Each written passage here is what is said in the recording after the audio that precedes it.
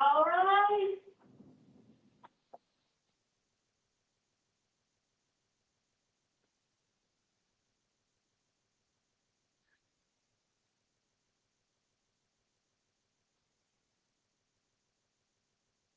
Please be seated.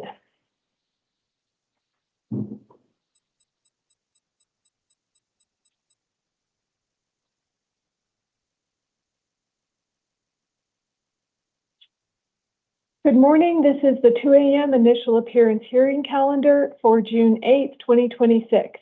The court's orders for taking of DNA and fingerprints that were given on the first calendar of the month shall apply to all matters on this calendar. As you just heard in the recording, this is a very specific type of hearing. I will tell you why you are here, if an attorney has been appointed for you, when and where your next court hearing will be, if you are eligible for release, what your release conditions are, and any bond amount required. I will not read all the release conditions to each of you. That is your responsibility to review, but I may point out a few depending on your case. You're all here today on criminal matters, which means you do have the right to remain silent. Anything you say or do may be held against you, and this hearing is being recorded. It is also being broadcast live. I will only ask you for your name and for your date of birth. There may be victims watching the live feed, so I will read the victim rights advisement, and then we'll begin with your hearing.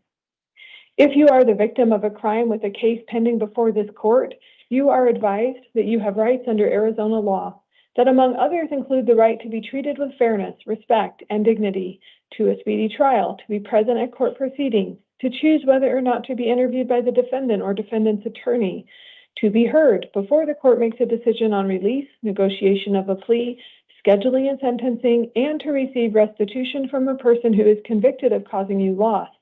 If you have not already been provided a written statement of all victims' rights, please contact the Victim Services Division of the Prosecutor's Office. We'll now begin with your hearings, and I'll call you in one at a time. When it's your turn, please come to the podium at the center of the room and speak into the microphone. I will call a second person's name to have a seat in those chairs right there by the door so that we can move quickly. Once in a while, I may need to pause the hearings to handle warrants, so please remain seated in that chair right there by the door until your name is called to come into the hearing room. At the end of your hearing, you'll be provided with paperwork that has information that I've just shared with you. It has the date, time, location of your next hearing, the phone number for your attorney, and those release conditions that you need to review. Make sure you hold on to that paperwork. It is important for you to have that information. We'll begin this morning with Paul Mendez. Please come to the podium, Paul Mendez, and then after that will be Thelma Dillingham. Please have a seat by the door.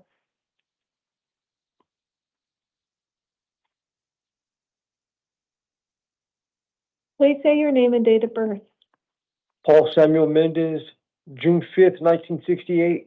Thank you, sir. You're here today on two matters. The first one is a new case alleging aggravated assault as a Class 6 felony and disorderly conduct also as a Class 6 felony. This court found probable cause and appointed an attorney for you.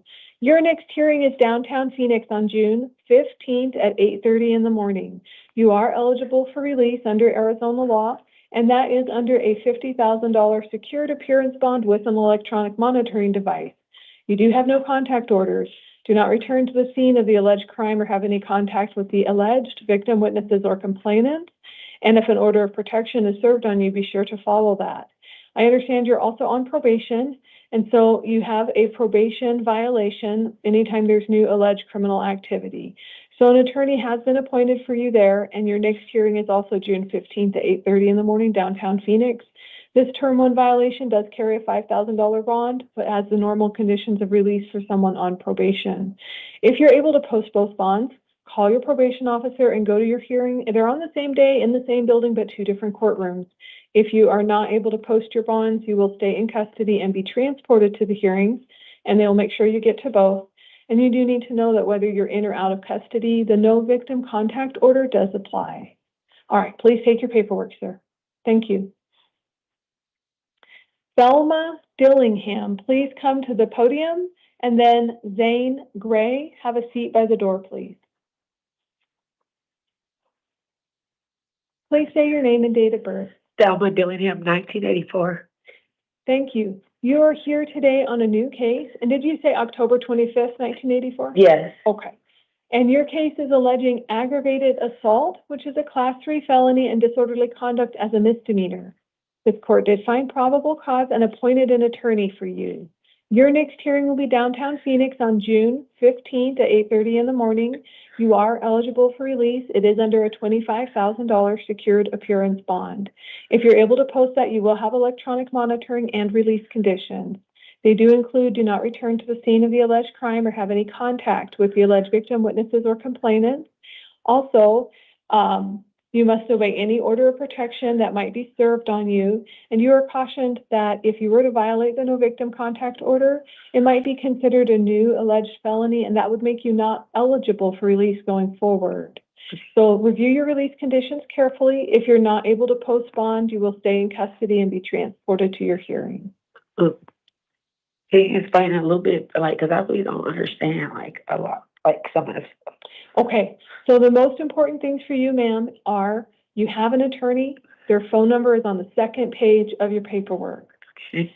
Bond is set at $25,000 secured, which means you may use a bail bond company. They have phone numbers for you here at the detention facility, and you can call them and see if you can work something out.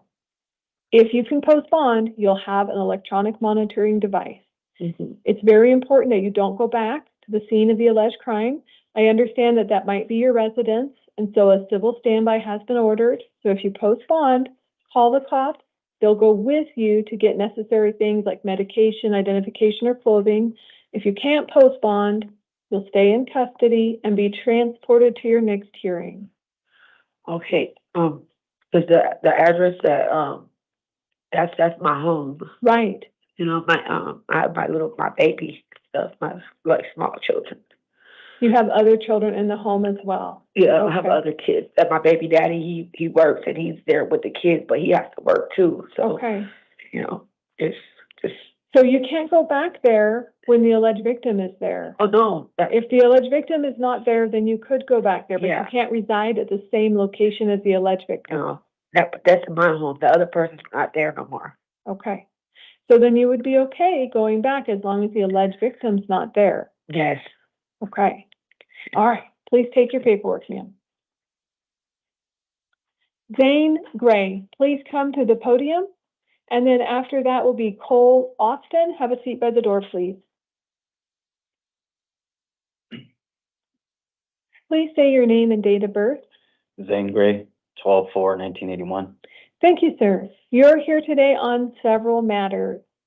6 total. The first one is a new case. In your new case, it's alleged that you may have committed abuse against a vulnerable adult as a Class 5 felony. This court did find probable cause and appointed an attorney for you. Your next hearing is June 15th at 8:30 in the morning. You are still eligible for release. It is under a $25,000 secured appearance bond, or excuse me, this one is a cash-only bond, and you would have electronic monitoring that restricts where and when you can go places. You are not to return to the scene of the alleged crime or have any contact with the alleged victim, witnesses, or complainants. You may not reside at the same location as the alleged victim, so you may have one civil standby if you can post bond, and that means you call law enforcement to escort you and stand by while you pick up necessary things. You must obey any order of protection that might be issued against you. You may not leave the state. Then there are other matters here today, so we'll go through them one at a time. There's a justice court warrant. This is an initial domestic violence warrant out of the White Tank Justice Court. An attorney has been appointed for you. Your next hearing at White Tank Justice Court is June 11th, 8:30 in the morning. There is a $500 bond. The next matter is a justice court warrant also out of White Tank. This one's a failure to appear matter. Again, a $500 bond, so an attorney has been appointed. Your hearing's June 11th, 8:30 in the morning. The next matter, sir, is also from White Tank Justice Court. This is also a failure to appear, so the same, June 11th, same $500. The next matter is a Superior Court arrest warrant alleging that in March of 2022, you had dangerous drugs in your possession and the state has now brought charges against you. So an attorney has been appointed for you. Your next hearing is June 15th, downtown Phoenix, 8:30 in the morning.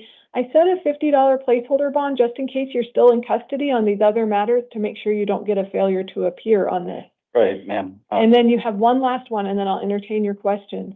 Your last one is a municipal court warrant alleging driving under the influence, and this was a failure to pay warrant from 2020. So again, I put a $50 placeholder for you. It's out of Buckeye Municipal Court, June 17th at 1 o'clock in the afternoon. And I put that placeholder to make sure you don't get a failure to appear if you're still in custody for some reason. All right, go ahead, sir. Yes, I believe those 3 warrants are for a matter and a person that's he's deceased. And I Okay. think it may have been that I went to that residence, I had a restraining order. And So I then- didn't have failure to appear because I had to leave that residence, so I wasn't in the state. That's why I didn't appear for those. But I believe those 3 are all the same issue. I wasn't in the state, and again, that person is deceased. That might be the case. They do each carry a different case number. One is two of them are 2022s, another one is 2020, and then the other one is a traffic one out of Buckeye. So the phone thought all number that for was each cleared. of those courts is also listed on your paperwork, and you are welcome to call them and discuss that with them. But right now, those warrants are still valid. If they haven't been resolved, they're still valid. So you do need to address them with those municipalities and get them cleared. Yeah, it was just I guess restraining order just not to go to the residence, right? Okay. So, I had violated, and I guess it caused for a court appearance, which I didn't make. I was out of the state.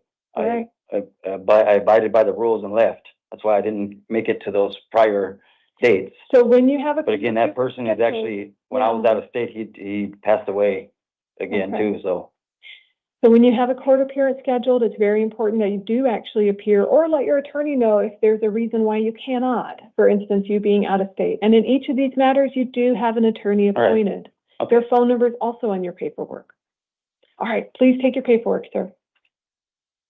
Cole Austin, please come to the podium. Charles Bruins, have a seat by the door, please.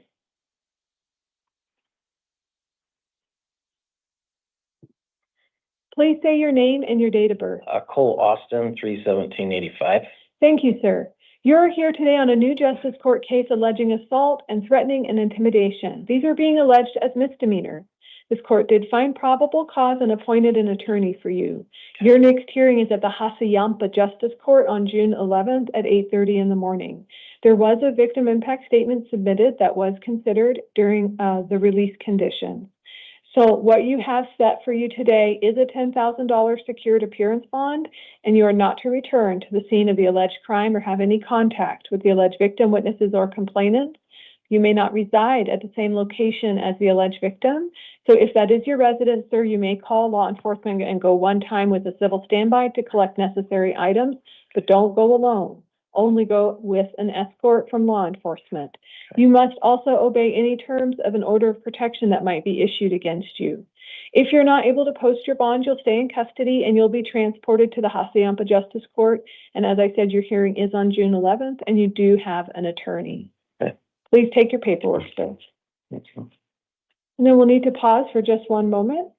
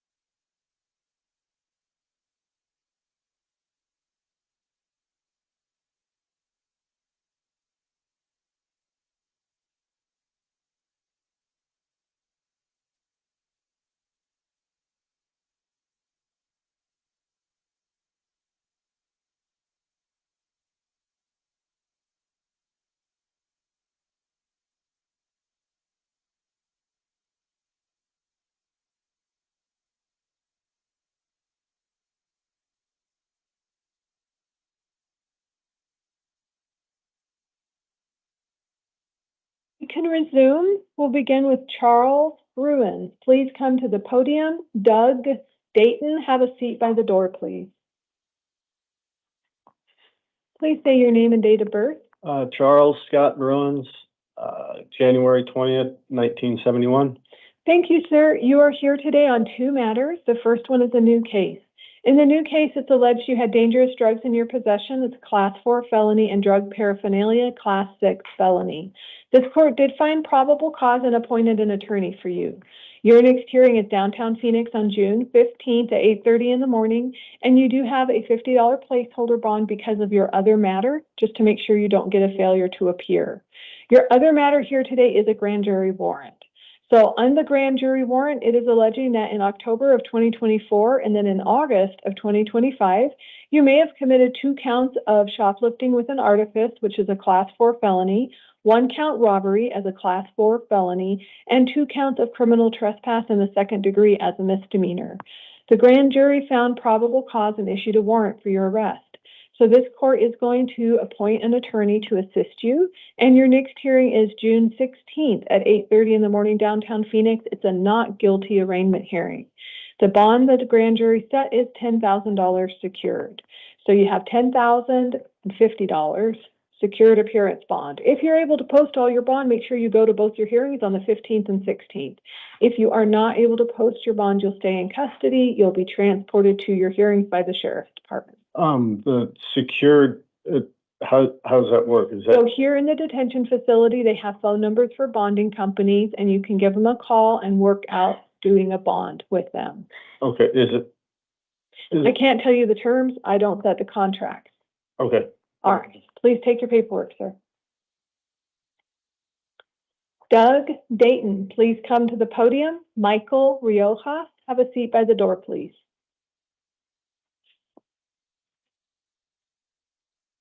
Please say your name and your date of birth. Doug Dayton, 7/28/68. Thank you, sir. You're here because of a probation violation warrant. It's alleged you may have violated terms 3, 4, and 5. It's noted that you've been reinstated 5 times and you're currently on IPS. So a warrant was issued for your arrest. You have an attorney appointed for you. Your next hearing is June 15th, 8:30 in the morning, downtown Phoenix, and you have a $1,500 secured appearance bond. Okay. If you're able to post the bond, call your probation officer within 24 hours and go to your hearing. Follow your terms of probation. If you cannot post the bond, you'll stay in custody and be transported to your next probation hearing. Please take your paperwork, sir. Thank you. Michael Rioja, please come to the podium. Boyd Bolt, have a seat by the door, please. Please say your name and date of birth. Michael Rojas, 12/25/90. Thank you, sir. You're here today on 3 matters. The first one is a new case alleging that you had narcotic drugs in your possession and drug paraphernalia. This court did not find probable cause on either of those matters. However, the state may still bring additional evidence in order to support those allegations. So this court has appointed an attorney for you. Your next hearing is June 23rd at 8:30 in the morning, downtown Phoenix. And you don't have any release conditions. You just need to go to that hearing. They may issue a failure to appear warrant if you don't show up. On your other 2 matters, they are probation violation warrants, and they are alleging various terms. Let me pull that back up. Terms 3 and 5, and that your whereabouts have been unknown since March 24th. So an attorney has been appointed for you on both of those probation warrants. Your next hearing is downtown Phoenix, June 15th, 8:30 in the morning, and they did both carry bond. One of them is $750, the other is $100. So altogether, you're looking at $850 secured appearance bond, and your hearing for probation court is June 15th. So if you're not able to post your bond, you will stay in custody till you see the probation judge, but hopefully you'll be released after that. But if you do pay your bond, make sure you go to both sets of your hearings for probation and your new case. All right, please take your paperwork, sir. Thank you for your patience.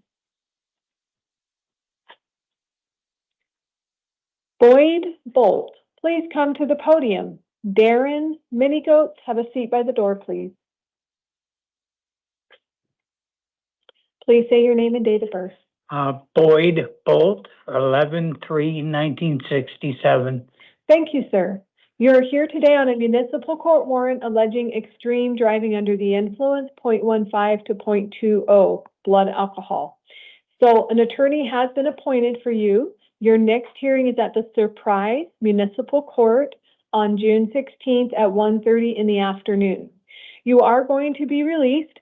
but it is with a $75 secured appearance bond from Surprise. So if you're able to post your bond, make sure you go to your hearing out there at Surprise Municipal Court. If you're not able to post your bond, you'll stay in custody and be transported there. And just, you looked a little confused, so I want to give you the offense date, February 12th of 2021. So this is a warrant they've had out for you since 2021. Oh, wow. Yeah, so if you're able to pay it, you know, call them, get this resolved, make sure you get the warrant taken care of. If you're not able to pay it, you'll stay in custody and you'll see the judge on the 16th. Of June? Yes. Thank you, Anna. Okay, please take your paperwork. Thank you, sir. Thank you, Anna. And then we will pause again for just a moment.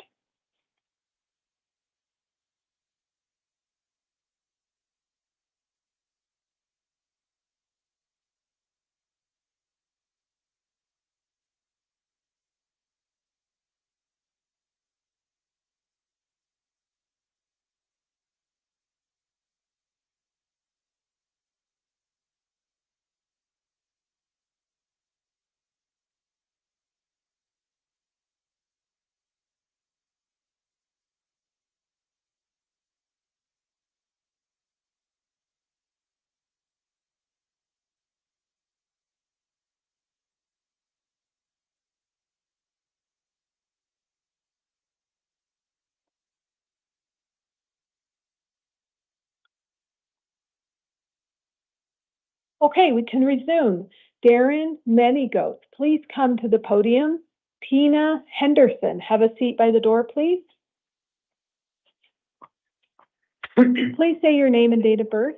Darren Minigoats, my birthday is 5/9/93, 1993. Thank you, sir. You're here because of a municipal court case. It appears that it is from or alleging shoplifting and having drug paraphernalia. They're both being alleged as misdemeanors, so no attorney is being appointed for you. You can hire an attorney or you can represent yourself. Your next hearing is at Goodyear Municipal Court on June 24th at 1 in the afternoon, and you are going to be released today on your promise to go to the hearing and follow your release condition. Do not return to the scene of the alleged crime. You may not enter any Target stores in Arizona while this case is pending. Do you understand? Yes. All right, please take your paperwork. Tina Henderson, please come to the podium. Fortino Tabalda, have a seat by the door, please. Please say your name and date of birth. Tina Henderson, 2467. Thank you, ma'am. You're here today on a new justice court case alleging that you had drug paraphernalia. It's alleged as a misdemeanor. So no attorney is being appointed for you. You can hire one or represent yourself. Your next hearing is at the Santan Justice Court, and that's on June 23rd at 9 o'clock in the morning. You are going to be released on your promise to go to the hearing. If you fail to go to the hearing, they'll issue a warrant for your arrest that carries bond. Correct. All right, please take your paperwork. Thank you. Thank you. Fortino Taboada, please come to the podium. Brooke Kelly, have a seat by the door, please.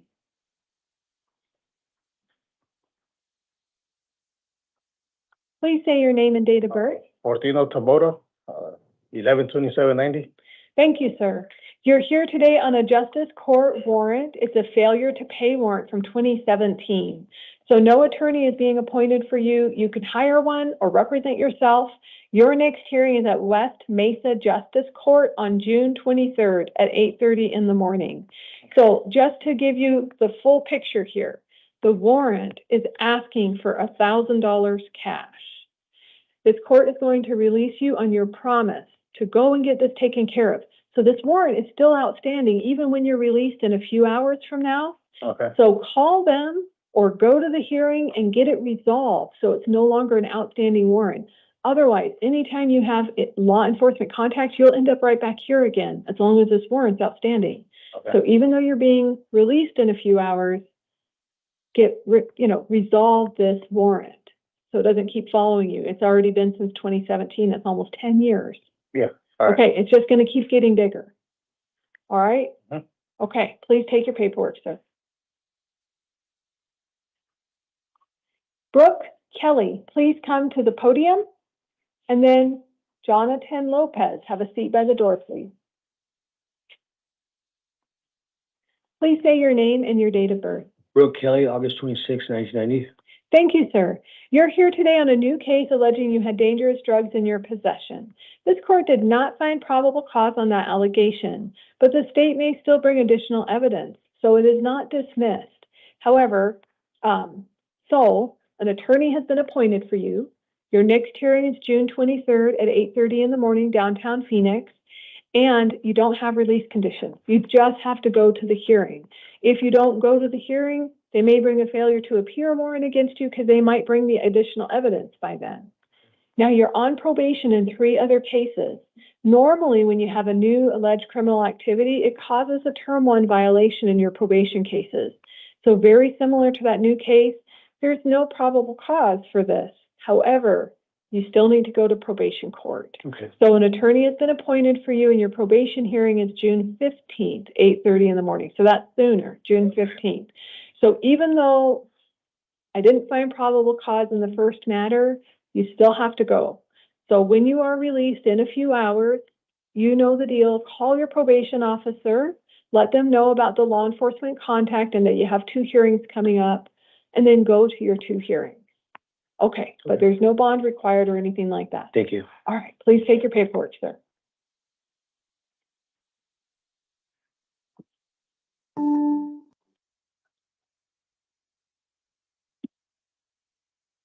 Good evening, this is Commissioner Gentry. Is this the Spanish language interpreter? Yes, ma'am. My name is Louis. My ID is 6574. At your service. Thank you, Louis. Before we begin, I need to ask you if you will swear or affirm that you will directly translate my words from English to Spanish and the defendant's words from Spanish to English exactly as we say them or to the best of your ability. Yes, ma'am. I will. Thank you. We will begin. Mr. Lopez, please come to the podium. Señor López, por favor, venga al podio. Okay. Please wait for the interpreter to finish speaking before you speak. Por favor, espere a que el intérprete complete de hablar antes de hablar usted. You are here today on a criminal matter. That means you do have the right to remain silent. El día de hoy está usted acá debido a un caso criminal, así que tiene derecho de guardar silencio. This hearing is being recorded and it is being broadcast live. Y de igual manera, esta reunión está siendo grabada y está siendo transmitida en vivo. Please say your name and your date of birth. Por favor, indique su nombre y su fecha de nacimiento. Jonathan López, 25 de febrero de 1997. Well, yes, it's Jonathan Lopez, February 25th, 1997. Thank you, sir. You are here today on a new case. Muchas gracias, señor. El día de hoy está usted aquí con respecto a un nuevo caso. It is alleged you may have committed aggravated driving under the influence with a suspended license, which is a Class 4 felony. Sí, y estaba conduciendo de manera imprudente, sin tener licencia, ¿sí? Lo cual es, y bajo la influencia, lo cual es conocido como un delito grave clase 4. Also, that you were driving without a valid license and that you may have caused or been part of a hit and run, which are both alleged as misdemeanors.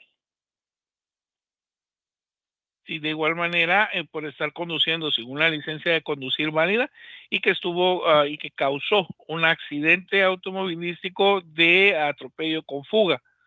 Sí, o sea, se fugó de lo cual es considerado también como delitos menores. An attorney has been appointed to assist you. Un abogado ya fue, pues, informado para que lo pueda asistir. Ya le fue asignado. Your next hearing is downtown Phoenix on June 15th at 8:30 in the morning. Su siguiente audiencia sería para el día 15 de junio a las 8:30 de la mañana en la Corte del Centro de Phoenix. You are eligible for release under a $5,000 secured appearance bond with pre-trial supervision. De igual manera, usted pues es elegible para poder ser dejado en libertad con una fianza de $5,000, sí, y también bajo asesoría del prejuicio. If you post your bond, you will be tested randomly for illegal drugs and alcohol use every week. De igual manera, si usted puede pagar la fianza, se le van a estar haciendo pruebas aleatorias de drogas y de alcohol cada semana. This gives you a chance to prove to the next court that you can remain sober. Esto es para probarle a la siguiente corte que usted puede permanecer sobrio. All of this information is on your paperwork, including your attorney's phone number. Toda la información que le acabo de dar está en su papelería, incluyendo el número de teléfono del abogado que le fue asignado. Okay. Please take your paperwork, sir. Thank you. Tome su papelería. All right. Thank you, Mr. Lewis. This is our only person who spoke Spanish tonight. We appreciate your service to the court. It was a pleasure, Your Honor. If there's nothing more, thank you for calling Language. Have a wonderful day. We do have two house calls. The first one is Mr. Gustavo Ramirez Santa Maria. Oh, he's here?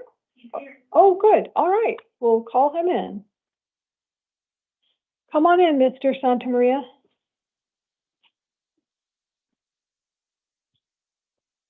Okay. Please say your name and your date of birth. Gustavo René Ramírez Santamaría. And when were you born? When what? Born. Your birthday? 05/26/1999. Thank you, sir. You're here today because of two probation violation warrants. It's alleged that you violated terms 3 and 5. You have an attorney appointed to assist you. Your next hearing is June 15th, 8:30 in the morning, downtown Phoenix. Each of your warrants did carry bond, and it looks like it's $200 and $250. So that's $450 secured appearance bond. If you're able to post your bond, call your probation officer within 72 hours and go to your hearing. If you're not able to post your bond, you'll stay in custody and be transported to your next hearing on June 15th. Please take your paperwork, sir. Thank you. So we only have one individual who we'll see at the house call. His name is Mason Webster, and he is being a danger to others. He is a fugitive of justice out of Georgia alleging aggravated assault, and he failed to appear at his hearing there. So they issued a warrant with no bond for his arrest. However, under Arizona law, that is not allowed. So I have not given him an opportunity to waive his rights. Instead, I have scheduled an extradition hearing for him on June 22nd at 1:30 in the afternoon, and in an abundance of caution, set bond at $25,000 secured. If he's able to post his bond, I'll explain to him that he needs to hire his own attorney for that civil hearing, and I'll explain about the governor's warrants as well. It is not my intention to return to this recording. If there are any changes to his order, I will be reflected in the written document. At this time, the 2 a.m. initial appearance hearing calendar is in recess until 5 a.m.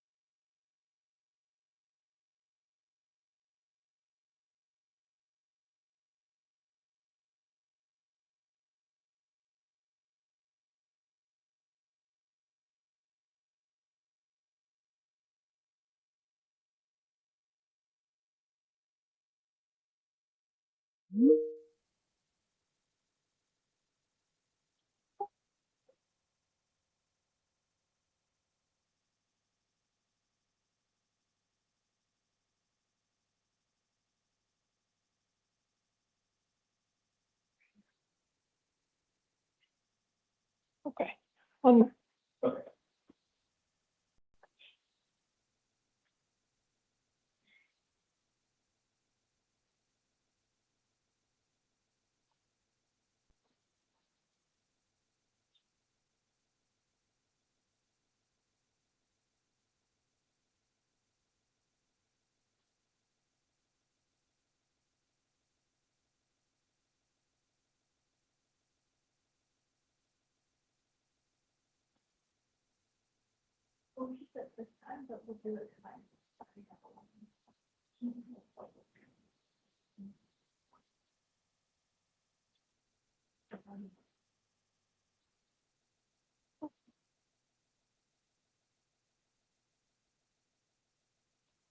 Good morning. This is the 5 a.m. initial appearance hearing calendar for June 8th, 2026. The court's orders for taking of DNA and fingerprints that were given on the first calendar of the month shall apply to all matters on this calendar. As you heard in the recording before, this is a very specific type of hearing. I will tell you why you are here, if an attorney has been appointed for you, when and where your next court hearing will be, if you are eligible for release, what your release conditions are, and any bond amount required. I will not read all the release conditions to each of you. That is your responsibility to review, but I may point out a few depending on your case. You're all here today on criminal matters, which means you do have the right to remain silent. Anything you say or do may be held against you. This hearing is being recorded. It is also being broadcast live. I will only ask you for your name and for your date of birth. There may be victims watching the live feed today, so I will read the victim rights advisement and then we'll begin with your hearing. If you are the victim of a crime with a case pending before this court, you are advised that you have rights under Arizona law, that among others include the right to be treated with fairness, respect, and dignity, to a speedy trial, to be present at court proceedings, to choose whether or not to be interviewed by the defendant or defendant's attorney, to be heard before the court makes a decision on release, negotiation of a plea, scheduling and sentencing, and to receive restitution from a person who is convicted of causing you loss. If you have not already been provided with a written statement of all victims' rights, please contact the Victim Services Division of the Prosecutor's Office. We'll now begin with your hearings, and I'll call you in one at a time. When it is your turn, please come stand at the podium in the center of the room and speak into the microphone. I will call a second person's name to have a seat in those chairs right there by the door. Once in a while, I may need to pause the hearing to handle warrants, so please remain seated in those chairs right there by the door until you're called into the hearing room. At the end of your hearing, you'll be provided with paperwork. This paperwork has all the information I'm about to share with you, the next location, date, time of your hearing, as well as your attorney's phone number if one is appointed, and it has those release conditions that you need to review. This information is important for you. Hold on to your paperwork. We'll begin this morning with Alex Kennedy. Please come to the podium. And then after that, Antonio Wood. Have a seat by the door, please.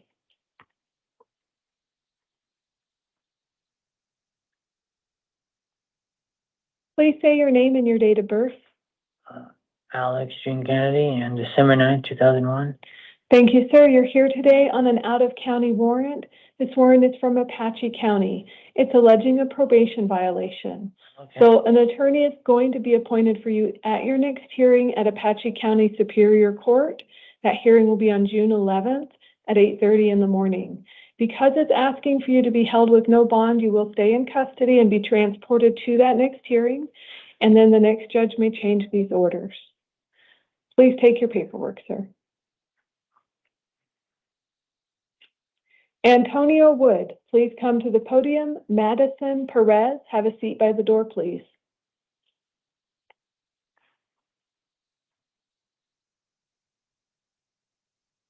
Please say your name and your date of birth. Antonio Wood, 07/26/1966. Thank you, sir. You're here today on a new case alleging aggravated assault as a Class 4 felony. This court did find probable cause and appointed an attorney to assist you. Your next hearing is downtown Phoenix on June 15th at 8:30 in the morning. You are eligible for release under Arizona law.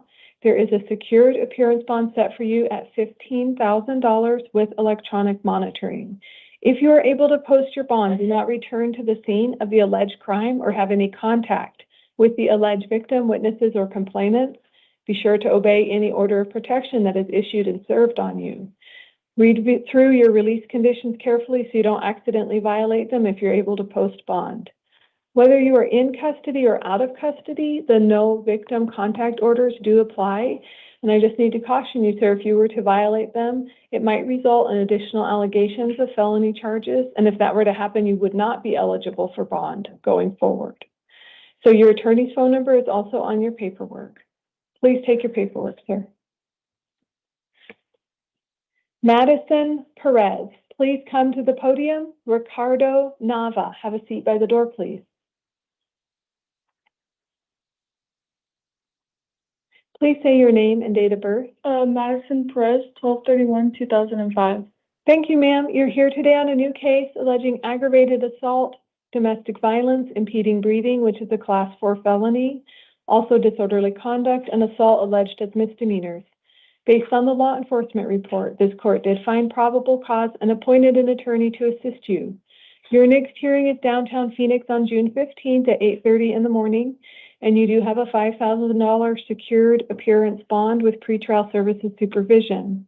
You do have a unique release condition because you are, because the alleged victim is also your guardian. You may reside with the alleged victim if that alleged victim consents and invites you to return home.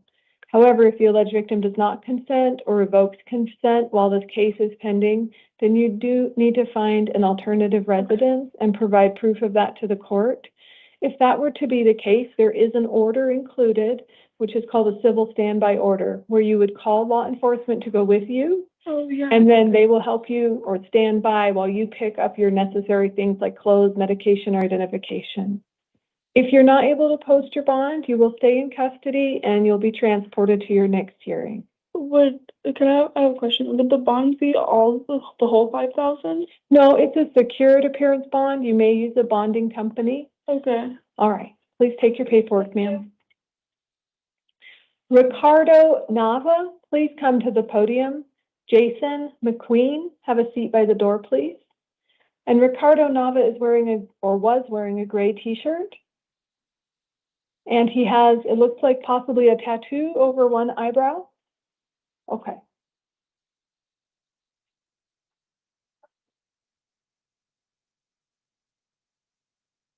He's just sleepy, Judge.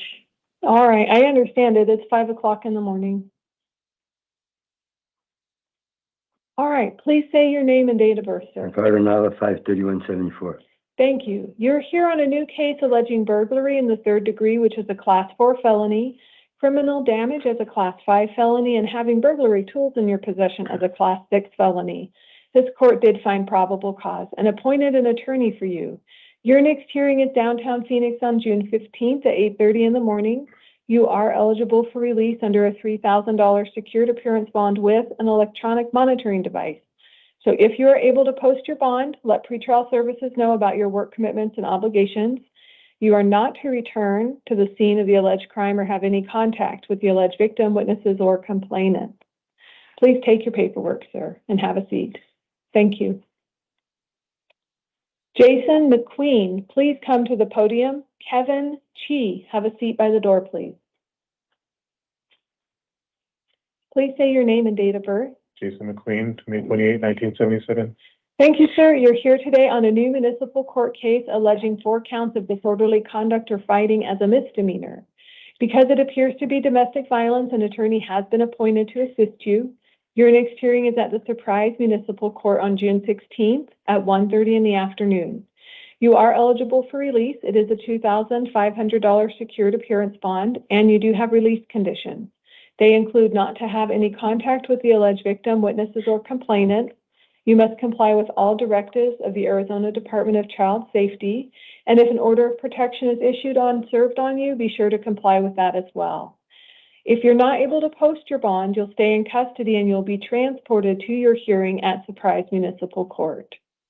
All of this information is on your paperwork. Please take your paperwork, sir. Kevin Chi, please come to the podium. Victoria Nyhouse, have a seat by the door, please. Please say your name and date of birth. Kevin Chi, 10/8/91. Thank you, sir. You're here today on a new case alleging aggravated driving under the influence with a suspended license, which is a Class 4 felony, and then aggravated driving under the influence for the third time, which is also a Class 4 felony. This court found probable cause and appointed an attorney for you. Your next hearing is downtown Phoenix on June 15th at 8:30 in the morning. You are eligible for release. It is a $2,500 secured appearance bond, and then you would be released under pretrial services, and they would conduct random illegal drug and alcohol testing weekly. If you're able to post your bond, make sure you call pretrial services so you can connect with them to get that testing set up, and then make sure you go to your next hearing. If you cannot post your bond, you'll stay in custody and be transported to your next hearing. Please take your paperwork, sir. Victoria Nyhouse, please come to the podium. Troy Bailey, have a seat by the door, please. Please say your name and date of birth. Victoria Nyhouse, 12/15/93.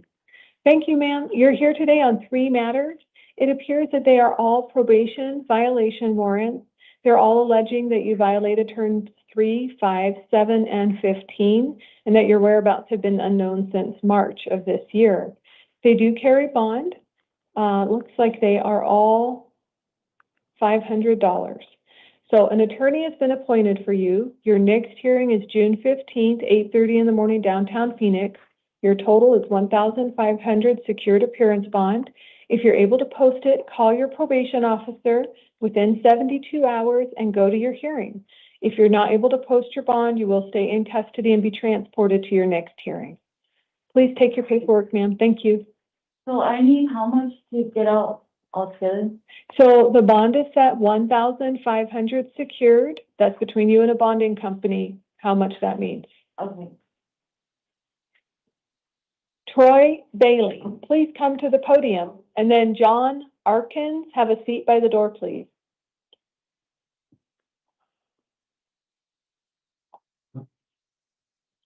Please say your name and your date of birth. Troy Bailey, 12/21/1984. Thank you, sir. You're here today on 2 matters. The first one is a new case alleging that you had dangerous drugs in your possession. That's a Class 4 felony, and drug paraphernalia as a Class 6 felony. This court found probable cause and appointed an attorney for you, and your next hearing is June 15th, 8:30 in the morning, downtown Phoenix. Your new matter has a $700 secured appearance bond. Your other matter here today, sir, is your probation violation warrant. It was alleging you violated terms 3 and 5, that you've been reinstated 3 times, and that your whereabouts are unknown since May 5th. I did see that you've gone from being on IPS down to standard, which is awesome. And so I didn't increase the bond. I just left it as it was. So it is a $300 bond on that warrant. Your next hearing is June 15th, 8:30 in the morning, downtown Phoenix, and you do have an attorney set for that as well. So altogether, you have a $1,000 secured appearance bond. If you're able to post your whole bond, call your probation officer and go to your 2 hearings for your new case and your probation case. If not, you'll stay in custody and you'll be transported to those hearings. Please take your paperwork, sir. Where's the paperwork? Right there. Oh, okay. Thank you, sir. Thank you. Yep. John Arkins, please come to the podium. Aaron Keith, have a seat by the door, please. Please say your name and date of birth John Arkins. and your birthday, sir. Oh, 5/28/67. Excuse me. Thank you, sir. You're here today because you failed to go to your status conference, and that was back last month on the 22nd. So you already have an attorney in your case. Now you have a new hearing date. It is June 15th, 8:30 in the morning, downtown Phoenix. When you failed to attend your hearing, they did issue a warrant for your arrest. It does carry a $500 secured appearance bond. If you're able to post that bond, you have the same release conditions as you did before. Just make sure you're able to go to that hearing. If you cannot post the bond, you'll stay in custody and be transported to that hearing. Please take your paperwork. Thank you. Thank you. Aaron Keith, please come to the podium. Ascension Ramirez, have a seat by the door, please. Please say your name and your date of birth. Aaron Keith, March 17th, 1989. Thank you, sir. You're here today because of a probation violation warrant saying that you failed to go to your non-witness violation hearing. So you already have an attorney in this probation case. Your next hearing is June 15th, 8:30 in the morning, downtown Phoenix, and your warrant has a bond of $250. If you're able to post that bond, call your probation officer and go to your hearing. If you cannot, you'll stay in custody and be transported there. Please take your paperwork, sir. Ascension Ramirez, please come to the podium, and then Gregory Shaban, have a seat by the door, please.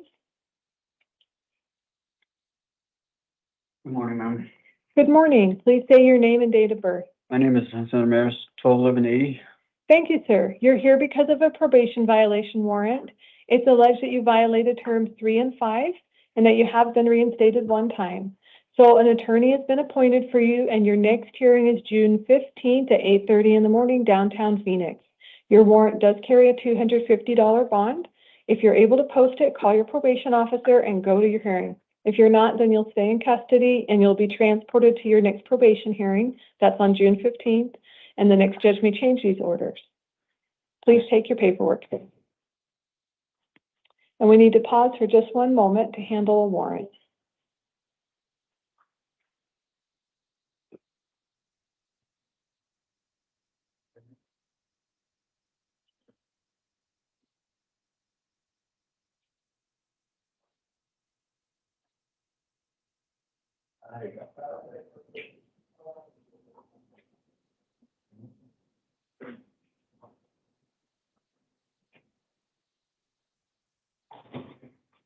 Okay, thank you everyone for your patience. We will resume. Gregory Shaban, please come to the podium. And then Thomas Waters, have a seat by the door, please.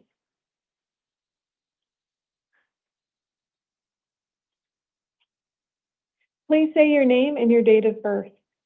Gregory Shiven, November 22nd, 1991. Thank you, sir. You are here today on a new case. It was alleged that you had dangerous drugs in your possession for sale, which is a Class 2 felony, and that you took contraband into a correctional facility, also a Class 2 felony. This court did not find probable cause on the first allegations, the sale of drugs allegation.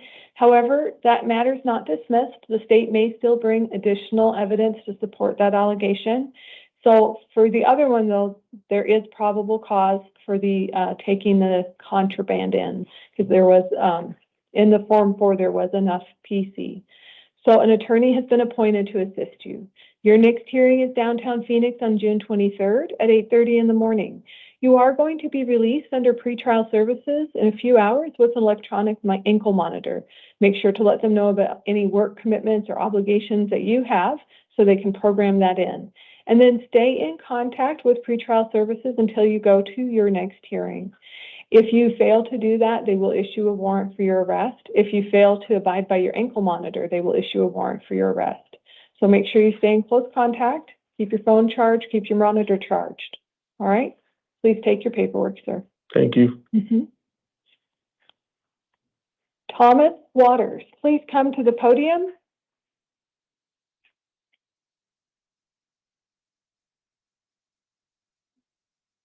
Please say your name and date of birth. It's Thomas Dennis Waters Jr., and it's 5/19/1985. Thank you, sir. You're here today for a warrant back from 2019.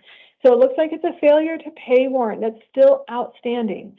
So no attorney is being appointed for you. You can represent yourself. Your next hearing is at San Marcos Justice Court on June 23rd. And I'm sorry, I should tell you, you can also hire an attorney to represent you. Okay. Your next hearing is at San Marcos Justice Court, June 23rd. It's at 10 in the morning. I've also included San Marcos Justice Court's phone number on your paperwork. Once you are released in a few hours from now, this warrant is still unresolved. It's still outstanding. So if you have any more law enforcement contact, you'll end up back here again. So I encourage you not just to go to your hearing, but maybe call ahead and see what you can do to resolve this warrant from San Marcos Justice Court so it's not there lingering. All right, you're going to be resolved on your promise to get this sorted out. Yeah. All right. Yeah. Please And you take said your that you've included their number, correct? It is on your paperwork. Yeah. Yes, sir. Thank you. You're welcome. We do have one person who is going to be a house call. His name is William Howie Jones III, and he is NASWA, date of birth 6/17/1958. He does have a new case. In his new case, it is alleged he committed 1-count disorderly conduct with a weapon as a Class 6 felony, 1-count aggravated assault with a deadly weapon, Class 6 felony, carrying a weapon with during the commission of a felony, Class 6 felony, disorderly conduct, assault, and threatening, all alleged as misdemeanors. This court did find probable cause and appointed an attorney for him that did not stick, so that will have to get reprinted. I'm sorry. Okay, so he does have an attorney appointed, so you'll have to get that paperwork. His next hearing is June 15th, 8:30 in the morning, downtown Phoenix, and he has a $75,000 secured appearance bond with an electronic monitoring device. He does have release conditions. He is not to return to the scene of the alleged crime or have any contact with the alleged victim, witnesses, or complainants. The court did follow state recommendation on this matter because the allegations were quite severe. He must obey any order of protection that is issued. It is not my intention to return to this recording. If there are any changes to this order, they will be reflected on the written order. At this time, the 5 a.m. initial appearance hearing calendar stands in recess until 8 a.m.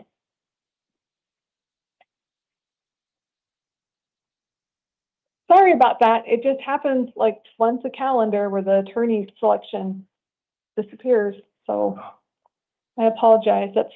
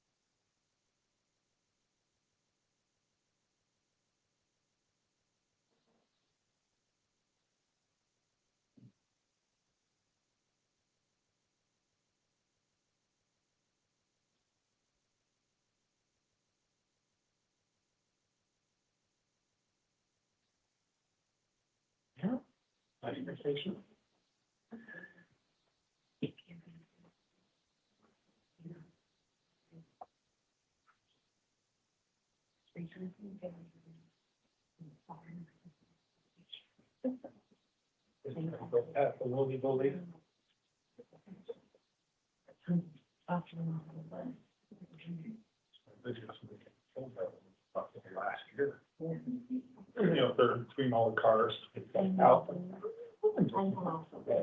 Hooked her with the horns and smacked her on the concrete. You could hear the flag. Ooh, it's the other back. Warning visitors this. Yeah, you think?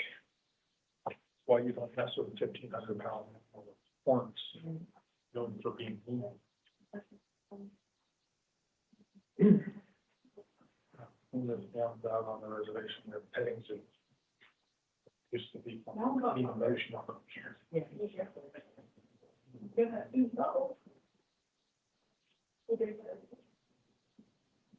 Maybe they were able to bring this buffalo back to the edge of the nation.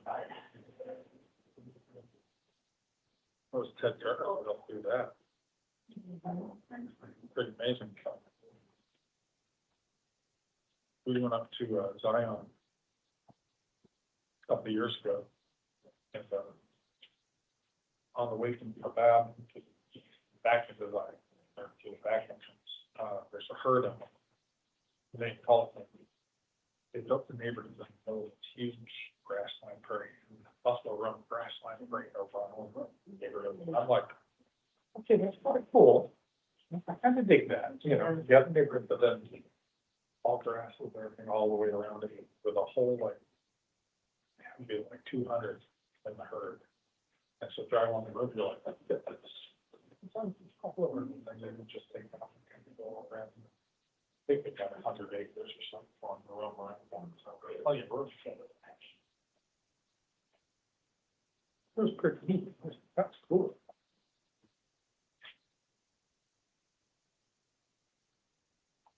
I was just anxious to see the houses and that's different. Like an eco neighborhood. I'm sure you have any kids though. You have, hey, I'm going to put a bump up. Yeah. Don't think you're clever. Well, and make sure too if you're oh, there's probably all kinds of restrictions.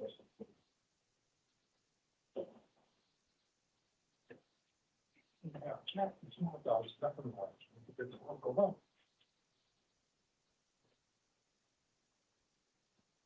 It's interesting. Dying this spring. yeah, they're you're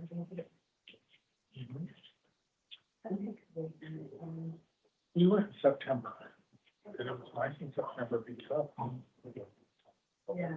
it cooled off, so we was. Yeah, that's People aren't hiking in their shorts up, and they're not free climbing up. There were some climbers, but they were on the sunny side of the rock. They were not climbing up the shaded areas. well, that's what we just said. I said, yeah, because what happened, I think it's better. Yeah. And we did some of the hiking trails with waterfalls and stuff. There was still ice along the sections, and I'm like, it's cool. I can imagine how busy that area would be. And I liked all the little places stayed there along the way inside the canyon. Like, oh, don't be slow. Don't just stay here going. Enjoy the elk out in the field while you're sitting on the mountain, sipping some coffee. They got plenty of pictures. Elk, deer, stuff, big birds outside the park. Out that mountain. And then of course the buffalo. I'm like,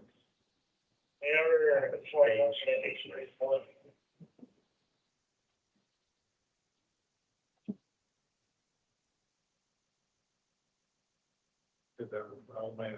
That's cool. I didn't get any pictures. They can take the pictures. Hope it's not too bad. Running the medallions. So he was prized himself as a photographer. So he's taking pictures and best trying to find them. With my camera. I'm laying 100 yards off. He picture him take that picture of everything. The pictures on the mom dad's house and the photograph.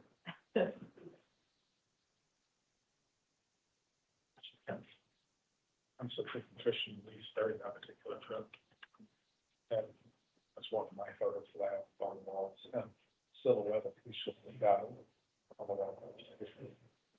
the cans lit up behind it. I don't remember the approach now, so I was kind of coaching him on how to fish and travel. Just enjoying it. Pretty cool. I just saw the judge, but she was going in, not out.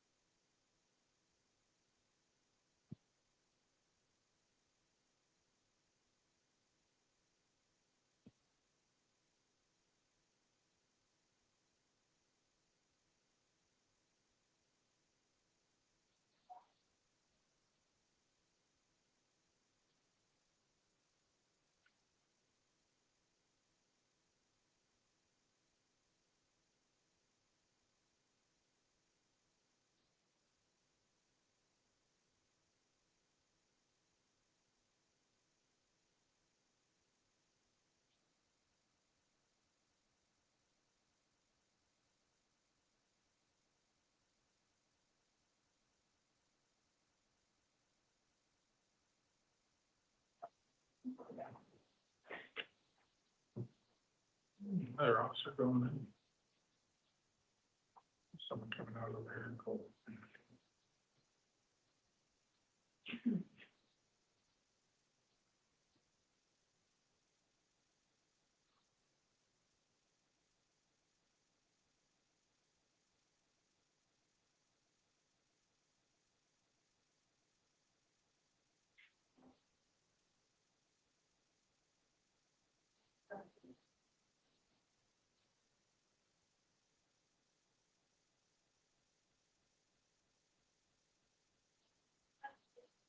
I think it's part of the whole prosecutor's hands for the whole.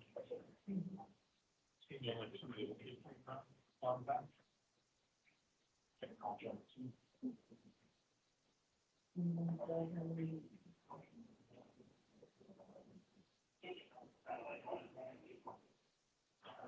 Like retired neighbor that we have something.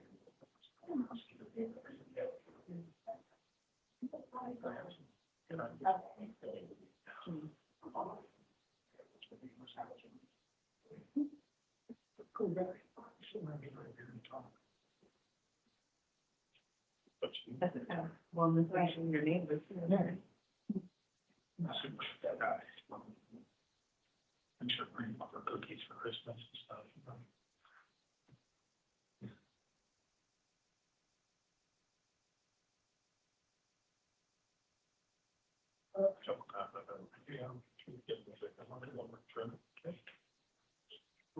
Come on through.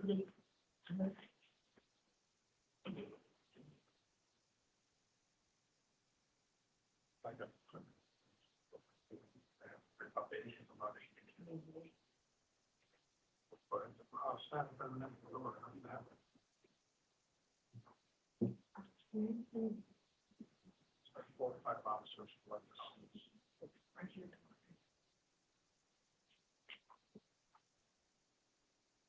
I think they're taking.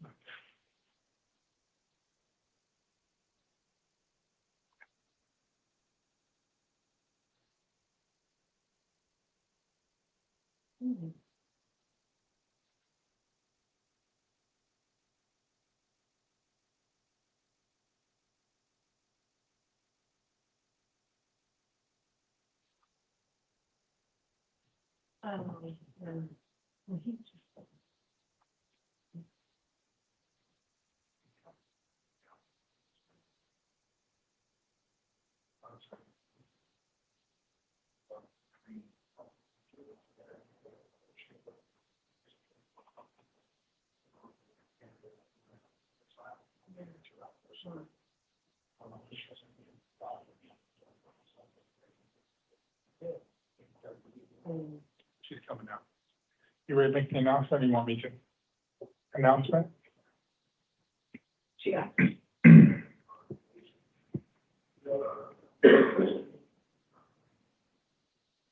I think she's coming. All right. Be seated. Thank you. Good morning. Good morning.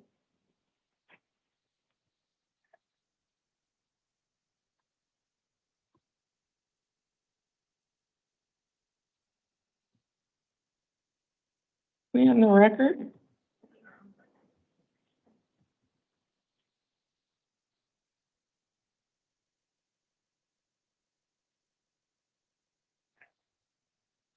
All right, this is the time for the 8 a.m. initial appearance calendar. I'm going to call you in. You'll give me your name and date of birth. I will tell you what you've been booked on and whether an attorney has been appointed to represent you. You're going to stand behind the podium, okay? I'm also going to give you the date of your next court appearance. I will let you know whether you're eligible for a bond or not. Now, if it's a secured bond, that means you can go through a bonding company. Phone numbers for the various bonding companies are located in that jail area. You can call any one of them. They will accept collect calls. Now, if it's a cash bond, then you have to pay the entire amount of the bond. I'm also going to tell you if I've set any release conditions, like no contact with the alleged victim or no going back to the alleged scene of the crime. You need to follow each and every condition if you want to remain released. Let me remind you, if you've been ordered by a court not to have contact with the victim, and then you do so, you could be charged with an additional felony. Now, when you come in the courtroom, please be aware, this is all being video recorded. So do not talk about the facts of your case, as you have the right to remain silent.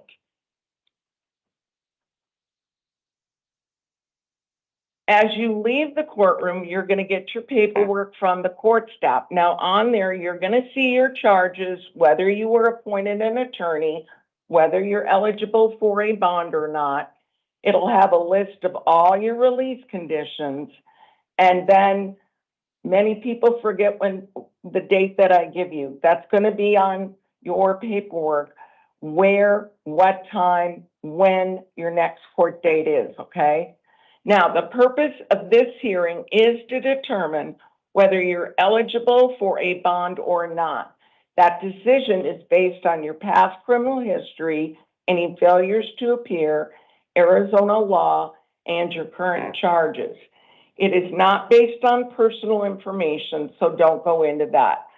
And finally, for the record, the orders for fingerprinting and the taking of DNA samples that were made on the 0200-hour calendar for June the 1st, 2026, shall apply to all matters on this calendar. I'm also going to read the Victims' Rights Advisement. If you are a victim of a crime with a case pending before this court, you are advised that you have rights under Arizona law that, among others, include the right to be treated with fairness, respect, and dignity, to a speedy trial, to be present at court proceedings, to choose whether or not to be interviewed by the defendant or the defendant's attorney, to be heard before the court makes a decision on release, negotiation of a plea, scheduling and sentencing, and to receive restitution from a person who is convicted of causing you loss. If you have not already been provided with a written statement of all victims' rights, please contact the Victim Services Division of the Prosecutor's Office. All right, can I have Jesus Sandoval Nunez? Come on in.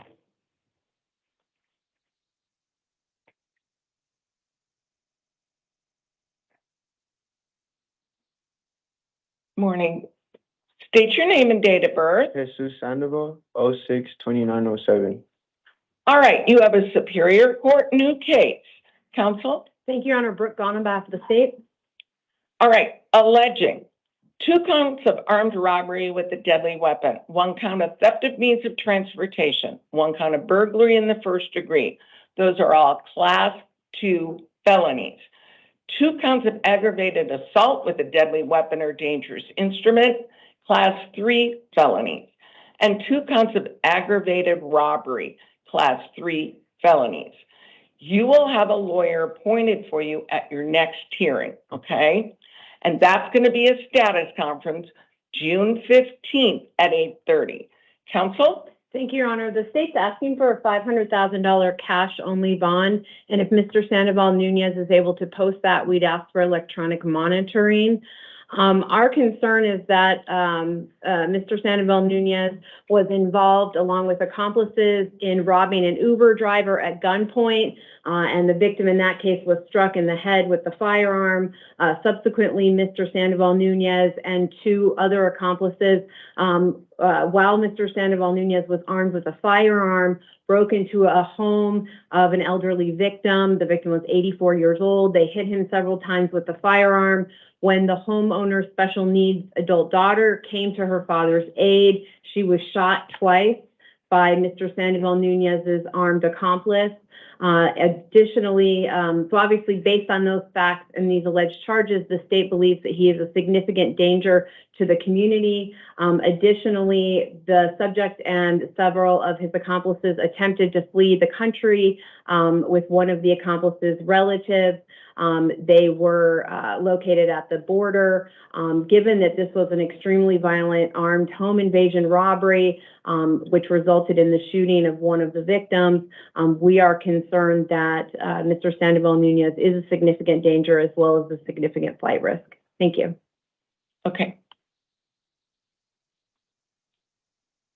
All right, I am going to set a cash bond of $250,000.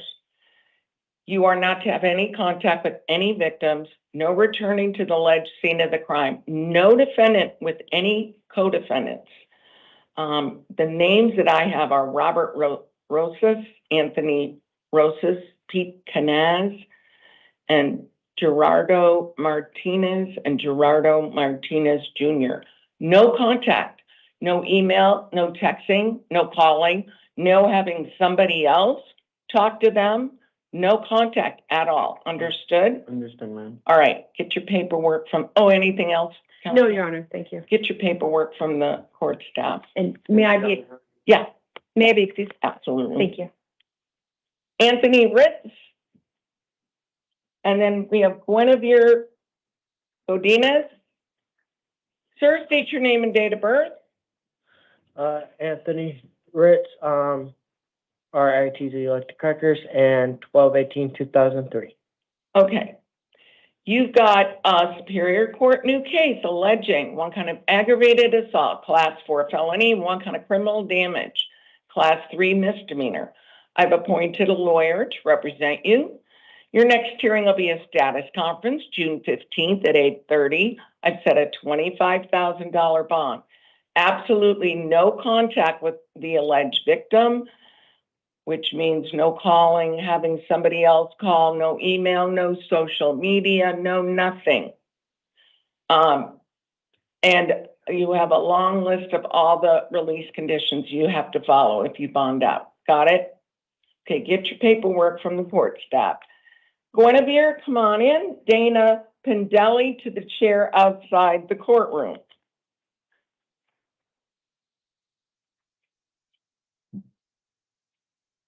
State your name and date of birth. Genevieve Godinez, 11/10/1985. All right, you've got two matters. The first one is a Superior Court new case alleging one kind of aggravated DUI while license is suspended or revoked, class 4 felony, one kind of DUI, liquor, drug, or vapors, class 1 misdemeanor, and one count of extreme DUI with a blood alcohol content of 0.20 or more, class 1 misdemeanor. I've appointed a lawyer to represent you. Your next hearing will be a status conference, June 15th at 8:30. I've set a $2,000 bond. If you would post that bond, you're going to be on pretrial services supervision with alcohol monitoring. Now, the second one that you have is you have a probation violation. You're on probation for a class 5 felony. Probation is alleging you've now violated your probation by getting that new charge, that DUI. That's called a term 1 violation. Now, I've appointed a lawyer to represent you on this. Your next hearing will be an arraignment, possible disposition, June 15th at 8:30. And I've set a $2,500 bond. Now, if you post these two bonds, you must contact your probation officer within 72 hours. All right, get your paperwork from the court staff. Dana, come on in. Hope Corona to the chair outside the courtroom.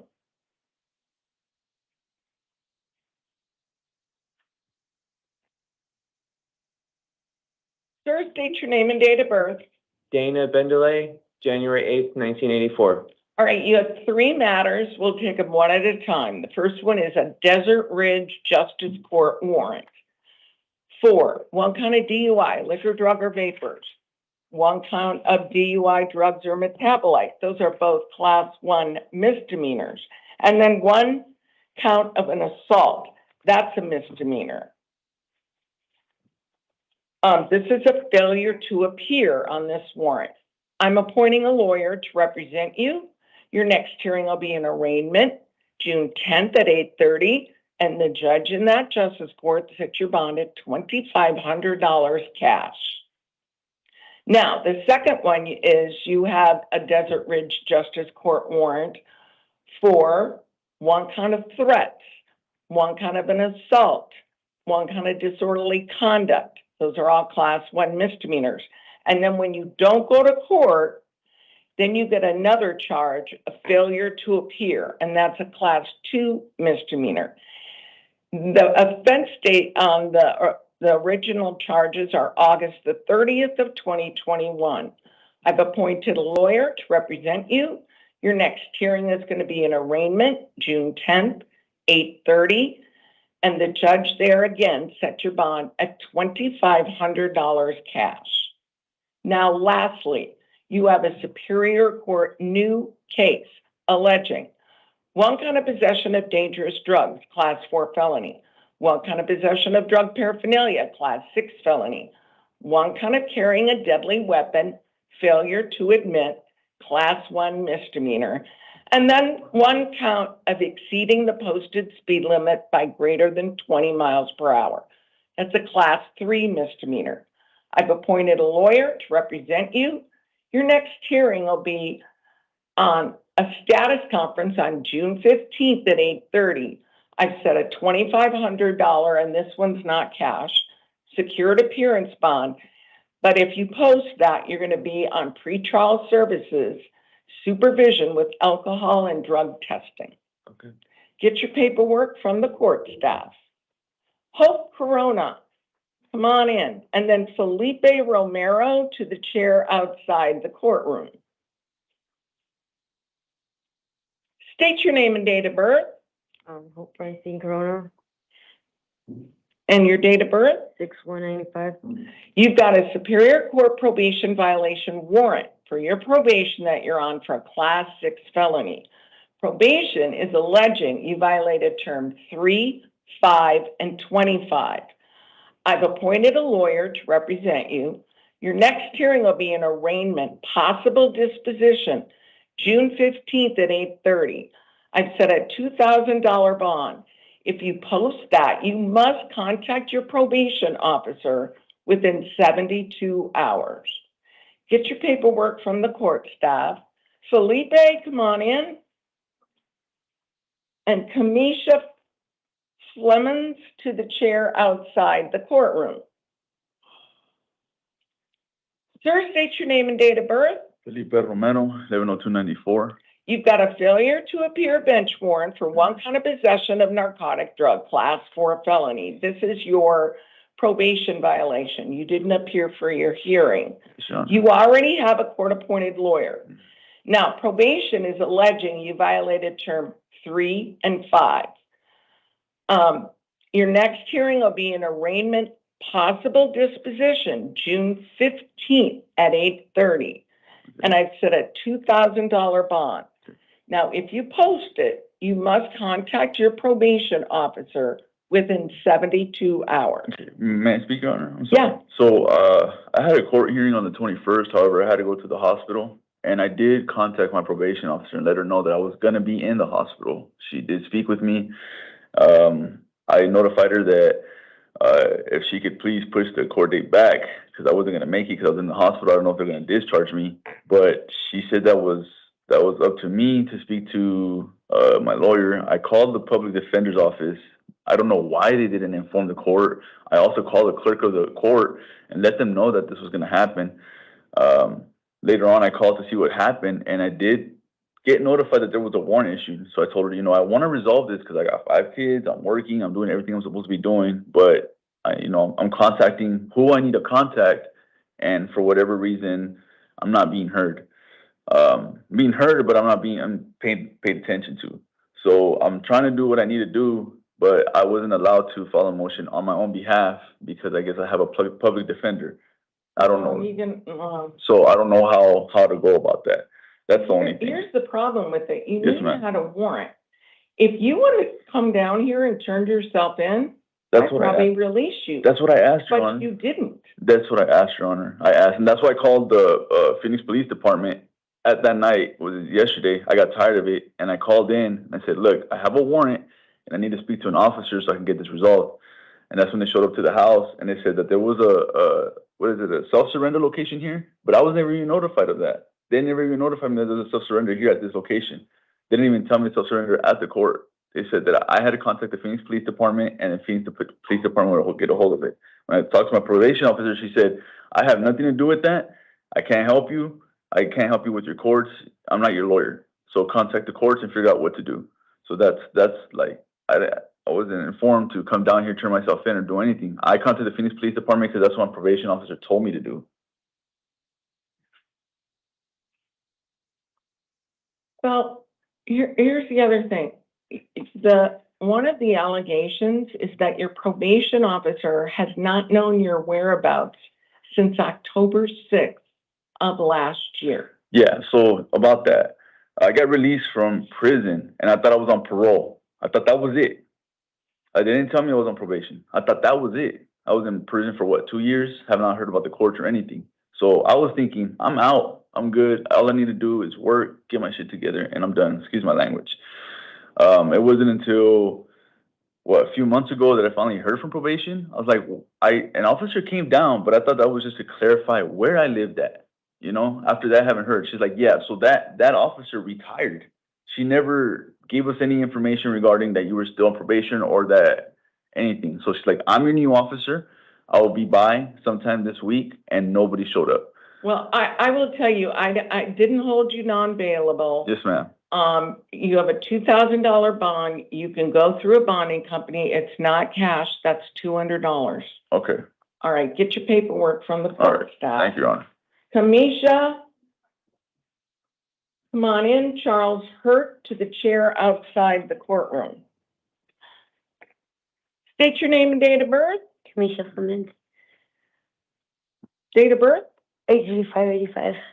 All right, you've got a Superior Court new case alleging 1 count of resisting arrest, Class 6 felony, 1 count of criminal trespass in the 3rd degree, Class 3 misdemeanor. I've appointed a lawyer to represent you. Your next hearing is going to be a status conference on June 15th at 8:30, and I set a $1,000 bond, all right? Get your paperwork from the court staff. Charles Hurt, come on in. Manuel Estrada to the chair outside the courtroom. Sir, state your name and date of birth. Charles Hurt, August 7th, 1977. All right, you've got 2 matters. They're both failures to appear. Yeah. For your sentencings. The first one involves charges of 1 count of possession of dangerous drugs, Class 4 felony, 1 count of possession of drug paraphernalia, Class 6 felony. You already have a court-appointed lawyer. Your next hearing will be a disposition or a sentencing on June 15th at 8:30, and that's a $500 bond. The second one, you failed to appear for 1 count of possession of dangerous drugs, Class 4 felony, 1 count of possession of drug paraphernalia, Class 6 felony. You already have a court-appointed lawyer. Your next hearing will be a status conference, June 15th at 8:30, and you have a $1,000 bond on that. Get your paperwork from the court staff. Manuel Estrada, and then Noir Almendawi to the chair outside the courtroom. Sir, state your name and date of birth. Manuel Rocha, May 16, 1989. All right, you have 3 matters. We'll take them one at a time. The first one is a Superior Court arrest warrant for organized retail theft, merchandise, and 1 count of organized retail theft artifice. Both are Class 4 felonies. These are from November 3rd of 2021. I've appointed a lawyer to represent you. Your next hearing will be a status conference, June 15th at 8:30. I've set a $500 bond. Now, the next one is another Superior Court arrest warrant. This alleges one count of possession of dangerous drugs, one count of possession of narcotic drugs, both class 4 felonies. These allegedly occurred July 14th of 2022. I've appointed a lawyer to represent you. Your next hearing will be a status conference, same day, June 15th, 8:30. Set a $250 bond on that. And then lastly, you've got a Superior Court new case alleging one count of unlawful flight from law enforcement, class 5 felony. I've appointed a lawyer to represent you. Your next hearing will be a status conference, same day, June 15th at 8:30. I've set a $1,000 bond on that. All right, get your paperwork from the court staff. Nawar, come on in, and Lawrence Dukeman to the chair outside the courtroom. Good morning. Good morning. Do we have Lawrence? Okay. State your name and date of birth. Nawara Mandawi, February 1st, 2004. Okay, you've got a probation violation warrant for your probation that you're on for a class 4 felony. Probation is alleging you violated term 3, 4, 5, 7. I've appointed a lawyer to represent you. Your next hearing will be an arraignment, possible disposition, June 15th, 8:30. Set a $900 bond. If you post that, you must contact your probation officer within 72 hours. Okay? Get your paperwork from the court staff. I have a question. So Yeah. on the 15, like, is there a release date on the 15 or? Well, it depends. I mean, first of all, it is a status conference, so they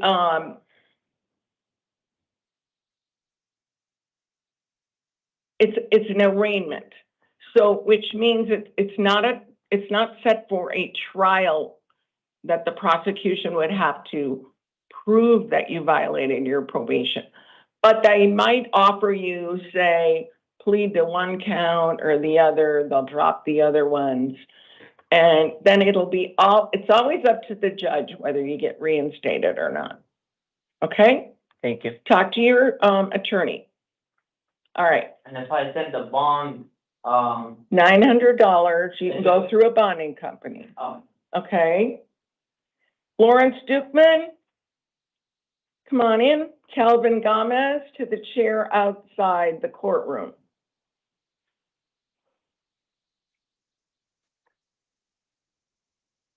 Sir, state your name and date of birth. Lawrence William Dukeman.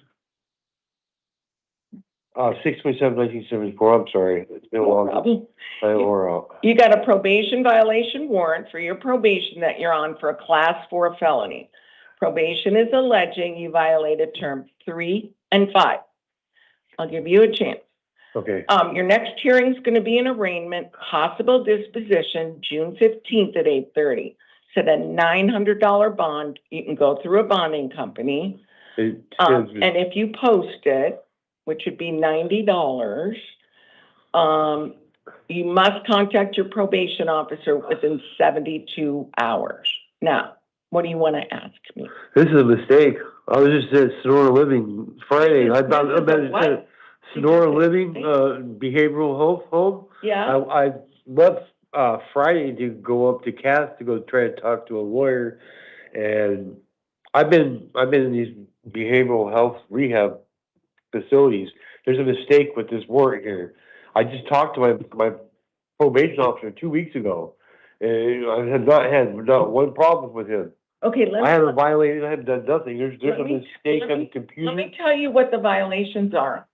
That you failed to report within 72 hours of residential treatment.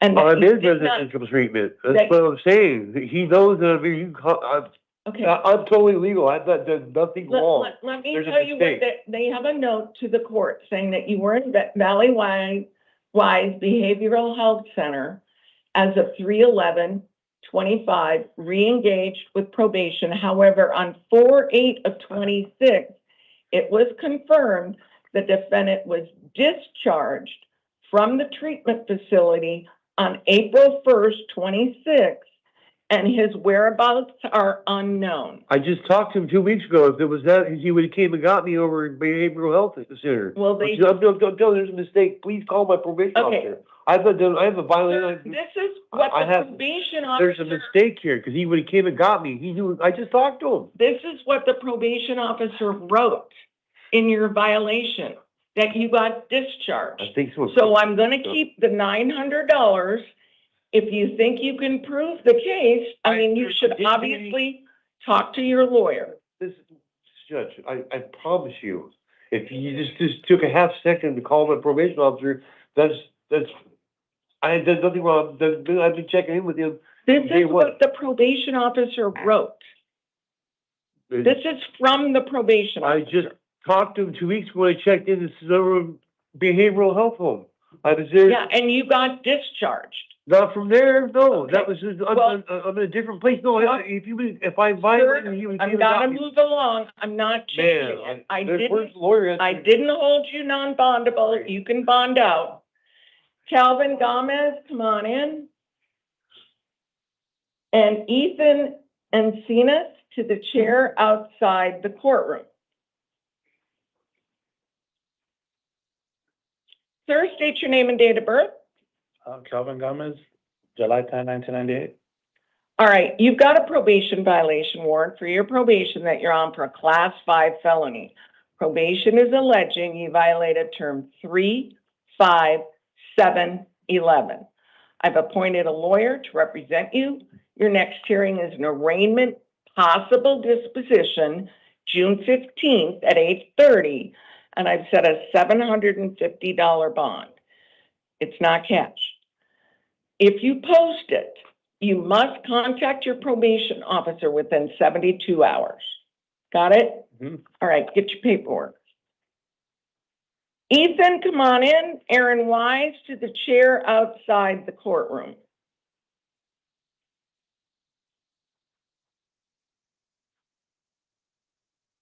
Sir, state your name and date of birth. Ethan Ivan Encinas, and my birthday is August 29th, 2007. You have a Superior Court new case alleging 1 count of criminal damage, class 5 felony, 1 count of failure to stay with an accident, class 1 misdemeanor, 1 count of DUI, liquor, drug, or vapors, 1 count of DUI with a blood alcohol content of 0.08 or more, 1 count of extreme DUI with a blood alcohol content of 0.15 to 0.20, 1 count of extreme DUI with a blood alcohol content of 0.20 or more, 1 count of a minor driving after drinking liquor, and 1 count of disorderly conduct. All of those are class 1 misdemeanors. I've appointed a lawyer to represent you. Your next hearing is going to be a status conference on June 23rd, 2026. Let me tell you what the county attorney that was here earlier asked me to set a $5,000 bond on you. Could you make that? No. You'd be staying in here, right? Yeah. Yeah. I'm not going to do that. But I am going to give you a chance to be released. But you're going to be released with supervision. You have to report to pretrial services within 24 hours. They're going to alcohol and drug test you. You are not to drive without a valid driver's license.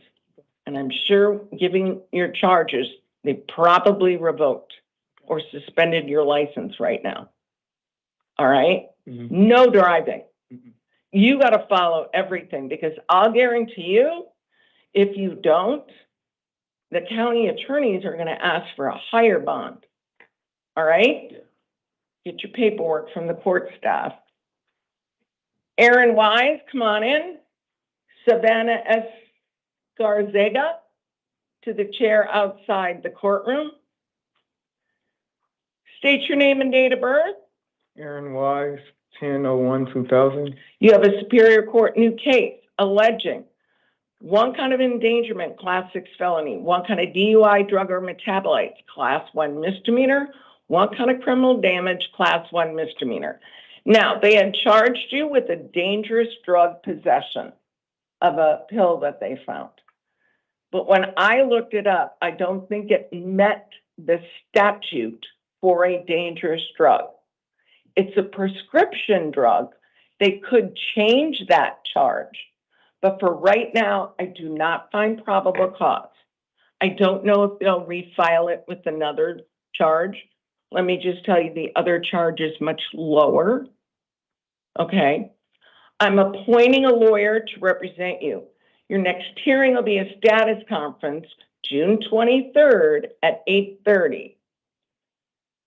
And I'm going to give you a chance to get released. It's going to be supervised. You got to report to pretrial services within 24 hours. Yes, ma'am. Alcohol and drug testing. No driving without a valid driver's license. No alcohol. Got it? Yes, ma'am. Get your paperwork from the court staff. Savannah, come on in. And then Tori Ann Russ to the chair outside the courtroom. Hello, state your name and date of birth. Savannah Juliet Escarcega, June 30th, 2003. Okay, you have a municipal court warrant out of Goodyear for one count of DUI, drugs or metabolite, class 1 misdemeanor. Now, this is a failure to pay. Yes. You've resolved the case. Your next hearing, so you're not entitled to a court-appointed lawyer. Your next hearing is going to be an arraignment, June 24th at 1 o'clock. Now, the court there asked for a bond of $184.94. $1,894. I'm not going to do that. What I'm going to do is I'm going to release you on your own promise. What you need to do so you don't get picked up on this is go there, set up a payment plan. You can do like $50 a month. Now, if you're not working, ask if you can do community service. Okay. That can work off your fine. Okay. But when you blow it off, then they have no option than to send out a warrant, and then you get picked up and you get brought down here, right? 100%, yeah. So go to court, work with the court, okay? Mm-hmm. All right, get your paperwork. Thank you. Tori Ann, come on in.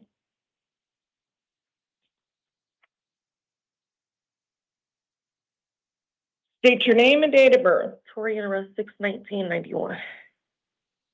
91? Yes, ma'am.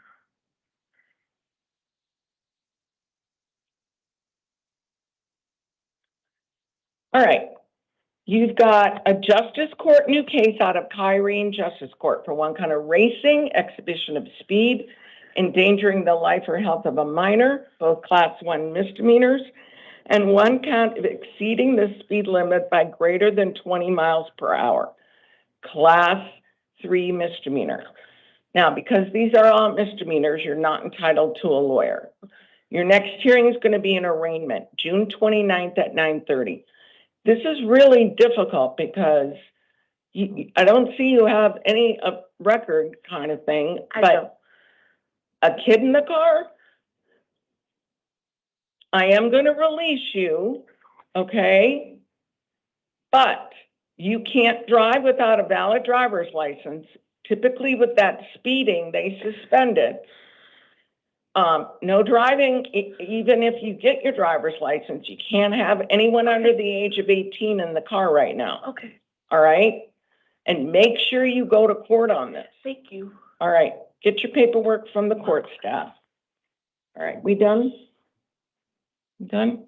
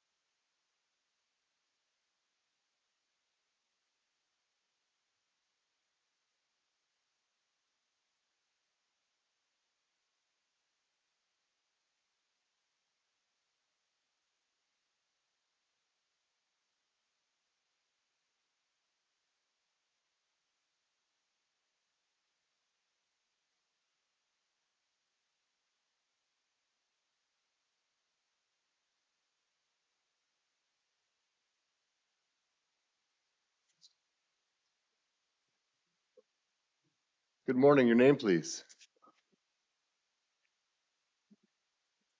Dígame su nombre, por favor. The chair may be on mute, Your Honor. Oh, Sam, you're on mute.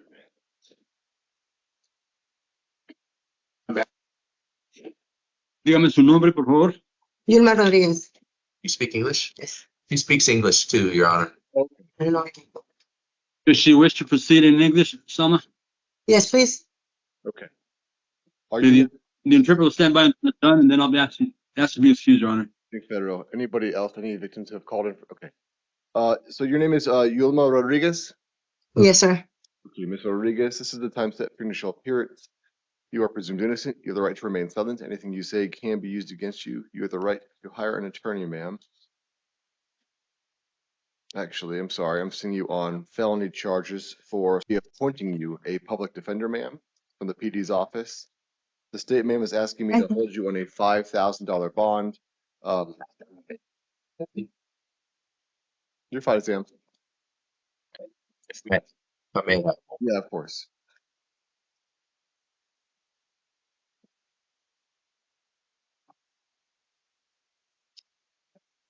Okay, we're fine to move forward, Your Honor. Thank you. Of course. Ms. Rodriguez, the state's asking that I hold you on a $5,000 bond on these charges of sale of a narcotic drug and possession of paraphernalia. Mr. Diffenderfer, did you want to be heard, sir? Your Honor, we ask that you release her to the supervision of pretrial services. She's scored level 2 nonviolent on pretrials for no failure to appears in the past 2 years, no prior violent felony convictions. 48 years, resident of Tucson. She has an ADA ID. She has a place to live, and she's working.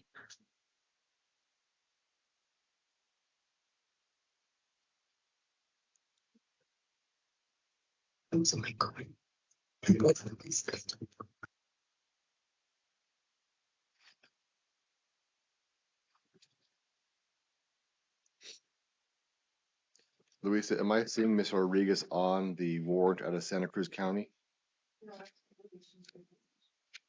Okay. All right, Ms. Rodriguez, over the defense's objections, I am going to hold you on that $5,000 cash or secured bond. I'm going to appoint, as I said, the PD's office set court for June 18th at 1:30 p.m. I will note, ma'am, a Santa Cruz County warrant for your arrest as well.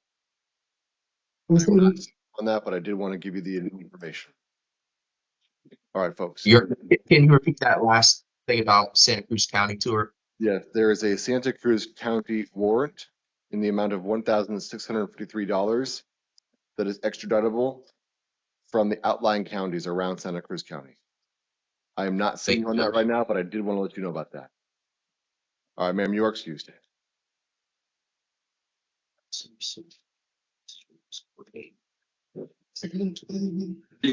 Post the bond. So don't talk about what they only have on the phone. Everything's recorded. Can you call somebody? You have to talk to the jail about that. Yes, you should be able to folks. Jail, do we have any other Spanish speakers? Not that we were showing, Your Honor. That was it, and she spoke English. All right. So, Pedro, take care, sir. right, check. Thank you.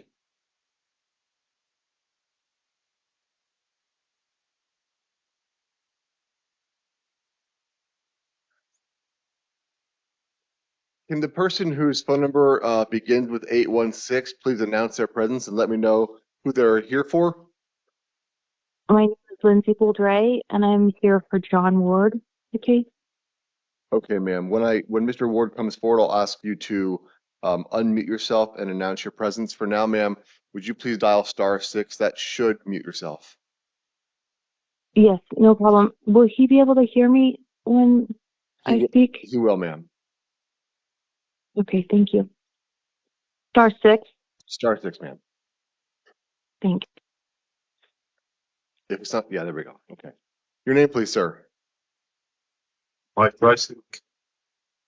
All right, Mr. Rysick, I am seeing you for a review hearing.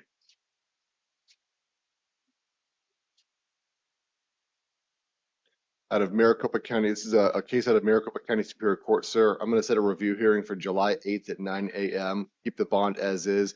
We just want to make sure that if you're done with your Pima County case, you get taken to Maricopa County or you get released. You're not just floating around in jail, all right, sir? All right, sir, you're excused then. Sure.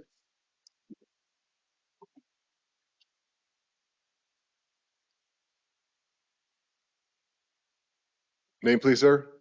James Brewer. All right, Mr. Brewer, we're seeing you out in a Sierra Vista Justice Court case. This is a review hearing, sir. Again, we just want to make sure that once you're done with your Pima County cases, Sierra Vista comes and gets you, or you're released. You're not floating around in the jail. We're going to set it for July 8th, 9 a.m., so the bond will remain. You're excused. Is there any way I can get a lawyer on that case? So I've been here since November 3rd and I'm still holding the same bond. So hold on, let me take a look here. Okay. Thank you. So when are you going to be finished with your Superior Court case? My Pima's gonna be a while 'cause I'm gonna take it to trial and I just can't afford the bond amount. I'd fight on the streets if I could. No one's going to see you on the. No, you won't have an attorney appointed on the Sierra Vista case until you go to Sierra Vista. Okay, and if I finish my Pima County, how long does Sierra Vista have to come get me? Luis, is that a justice court case? Is it a justice court case, Sierra Vista's case? Do you know? It says Sierra Vista JP, so I'm guessing it's a JP court case. Sorry? JP. Okay. All right. So they'll have 72 hours, sir. Thank you. Excuse.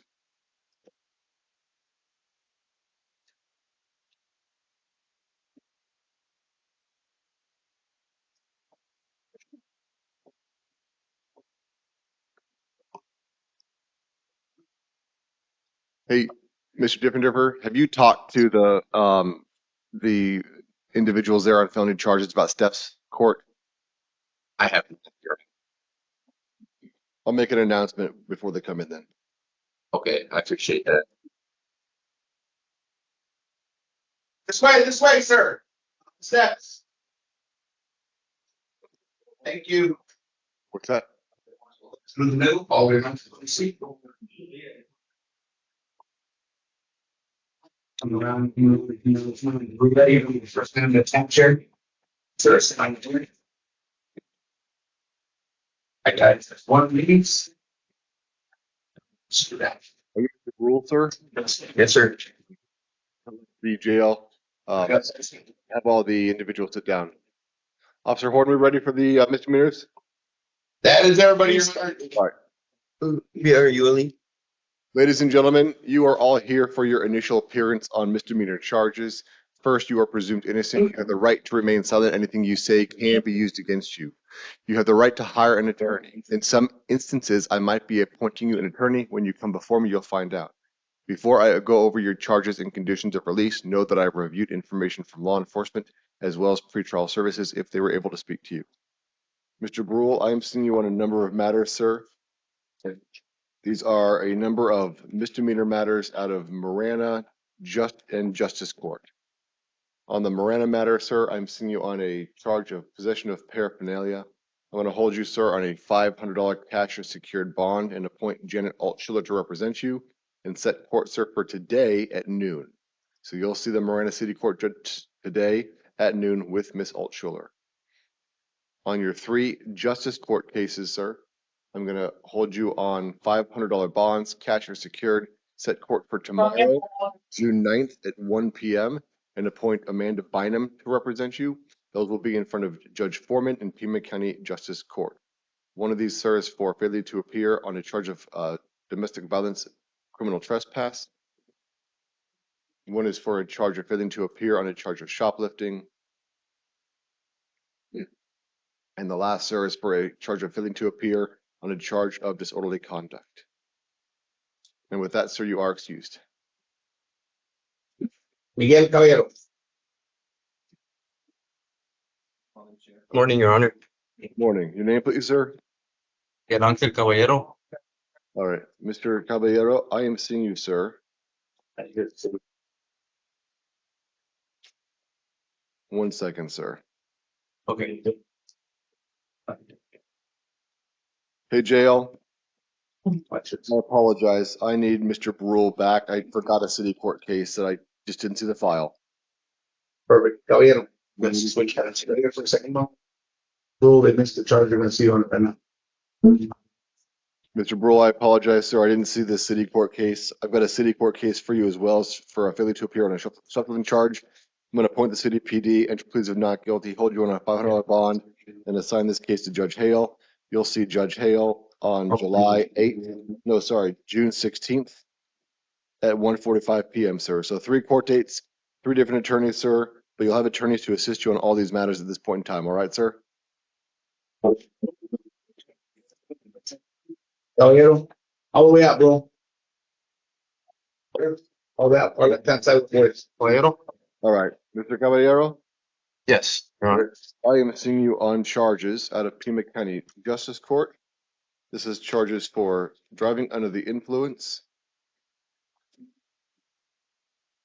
for a failure to appear for a charge of driving under the influence, as well as, sir, new charges for shoplifting. I will let you know, sir, your mother's in the courtroom right now.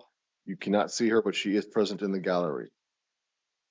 Sir, on the failure to appear for the DUI charges, I'm going to hold you, sir, on a $1,000 cash or secured bond. Appoint Brent Cicero to represent you and set court for tomorrow, June 9th at 1 p.m. in front of Judge Foreman in Pima County Justice Court. On the new charges, sir, I'll hold you on a $500 cash and secured bond. Again, appoint Brett Cicero, and you'll see Judge Foreman tomorrow, June 9th at 1 p.m. And with that, sir, you are excused.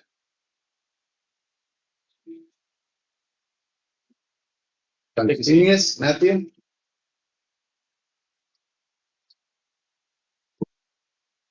Good morning, Judge. Your name, please, sir. Given name Matthew Ksenius. All right, Mr. Constanius, I am seeing you, sir, on a justice court matter. This is for a charge of disorderly conduct, domestic violence.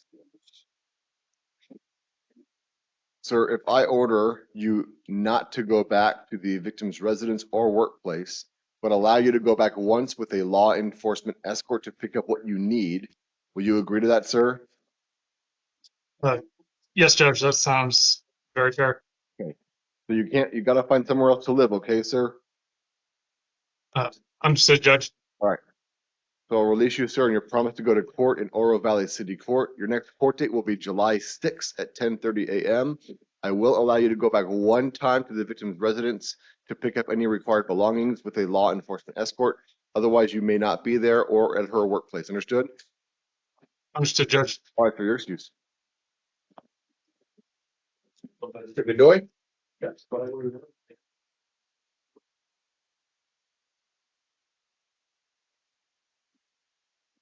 Your name, please, sir. Bedoy. All right, Mr. Godoy, I am seeing you, sir, on justice court charges as well as city court charges. The justice court charges, sir, are domestic violence interfering with a judicial order, and the city court charges, sir, are charges for failing to appear on a charge of assault. Sir, on the justice court case, I'm going to hold you on a $1,000 cash or secured bond, set court for June 9th at 1 p.m. in front of Judge Foreman. Appoint Mr. William Parvin to represent you in order you to have no contact with the alleged victims or go to their residence or workplace. On the city court case, sir, I'm going to hold you on a $1,000 bond as well. Appoint the city PD's office to represent you. Order no contact with the alleged victims. Assign this case to Judge Mayhew and set court, sir, for June 16th at 1:45 p.m. I'll enter pleas of not guilty on your behalf on the city court charges, sir. And with that, you are excused, sir. Ignite.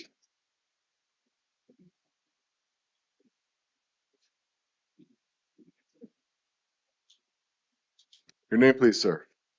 Marion McKnight Nevlet. All right, Mr. McKnight Nevlet, I am seeing you, sir, on charges of domestic violence assault.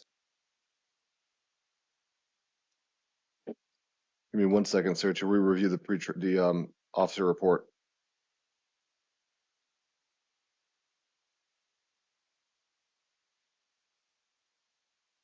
All right. Sir, if I release you, will you come to court on July 7th at 9 a.m.? Yes, sir. All right, so you'll have court July 7th at 9 a.m. in front of Judge Steele, Pima County Justice Court. I'm going to release you, sir, and your promise to go to that court date. And that's it, sir. Thank you. Yes, sir. Ward?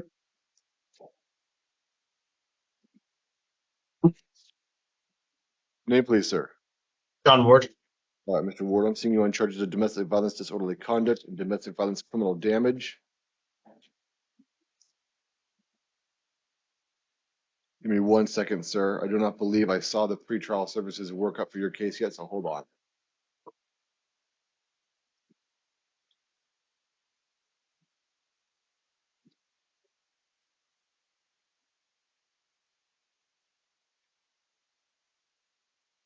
See a pretrial services report for Mr. John Ward. Is there one that's been completed? It's a domestic violence case. That's why I'm asking. Let me see if it got kicked out of review. Okay, thanks.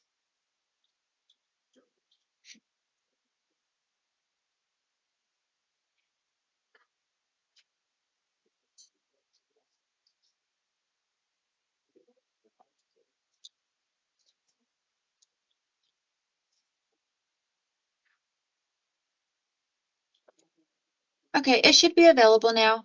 Thank you.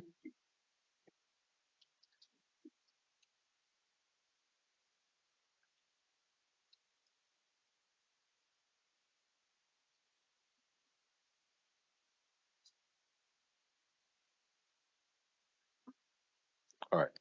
Mr. Ward, the Yes. alleged victim in this case does not object to your release, but you may not go back to her residence. Understand that? Understood. Is there any do you have any belongings there? My vehicle is in the driveway. It has my phone and wallet that the sheriff put there. So I will allow you to go back one time with a law enforcement escort to pick up your belongings. Otherwise, no contact with the alleged victim, and you may not go back to her residence or workplace. All right, sir? You're going to have court on July 7th at 9 a.m. in front of Judge Miller. That's going to be in Pima County Justice Court. All right, sir? Thank you. All right, sir. With that, you're excused. Thank you, Clarissa. Was I allowed to speak on that? Oh my gosh, ma'am, I'm so sorry. Hey, JL. Yes, Your Honor. I was moving too fast. The alleged victim for Mr. Ward's case is present. Ma'am, did you want to be heard with regards to his conditions of release? He has a suspended driver's license and he drinks and drives all the time. That's part of what led to this. And we also own a business together, and he's now cut off all of my access to that business, and I don't know how I'm going to make a livelihood. Okay, so I can't, with regards to whether or not anybody's allowed to drive without a valid license, they can't, that's illegal. So I don't need to make further orders on that, ma'am. He cannot drive without a valid license. If he's doing that and he gets arrested, that can be a felony or a misdemeanor, or can be a criminal charge.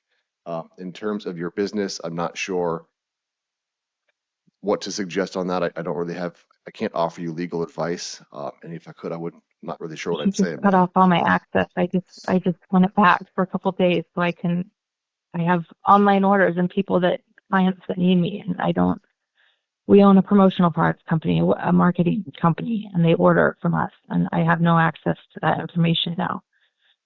They've paid, and I have no. There might be a civil action. The only thing I was seeing him on, ma'am, was the charges for domestic violence, for trespassing. I was not seeing him on any kind of a civil action. There might be a civil lawsuit you have, but I can't offer you any legal advice. All I was doing was determining whether or not his conditions of release should be to hold him. I understand. I'm sorry. You're fine, ma'am. I'm sorry. I can't be more of assistance. Okay. Thank you very much.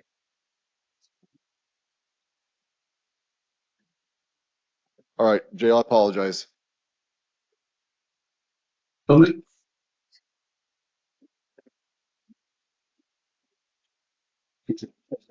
you. Your name, please, sir. Name is Herschel Hillman, Judge. Mr. Hillman, I am seeing you, sir, on charges of assault, criminal damage and disorderly conduct. These are all domestic violence offenses in Tucson City Court. Sir, if I order no contact with the victims and that you cannot go back to their residence or workplace, will you agree to that, sir? Yes, sir. No, I will allow you to go back one time to pick up any required belongings with a law enforcement escort. I'll release you, sir, on your promise to go to court on July 14th, 1:30 p.m. in front of Judge Millian. And sir, I will enter pleas of not guilty on your behalf. And with that, sir, you are excused. Roger, sir. Rico.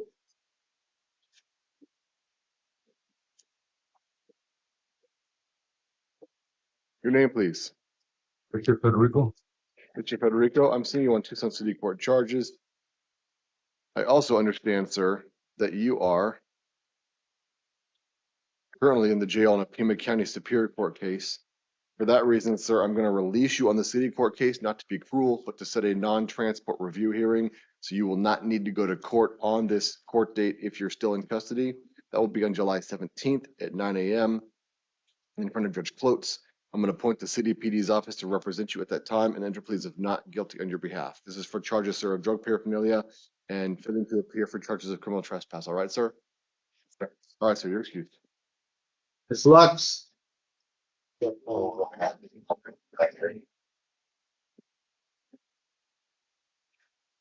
name, please, ma'am? Heather Lux. Lux, I'm seeing you on a number of failure to appears for charges of disorderly conduct,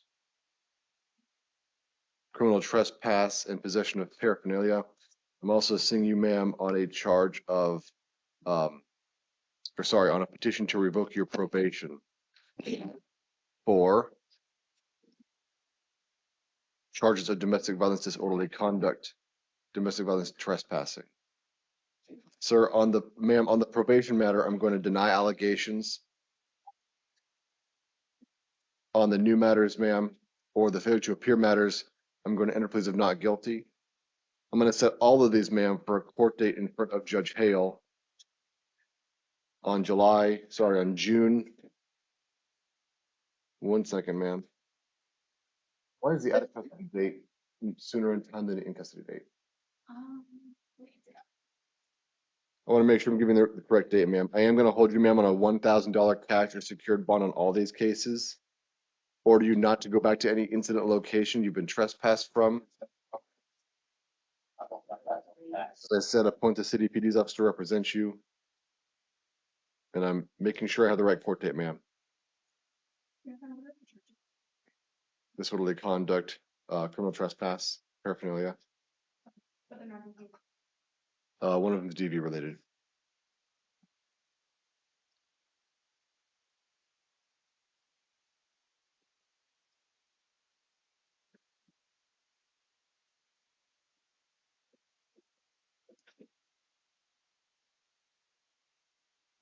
Because Judge Hale, because she has a priors, right?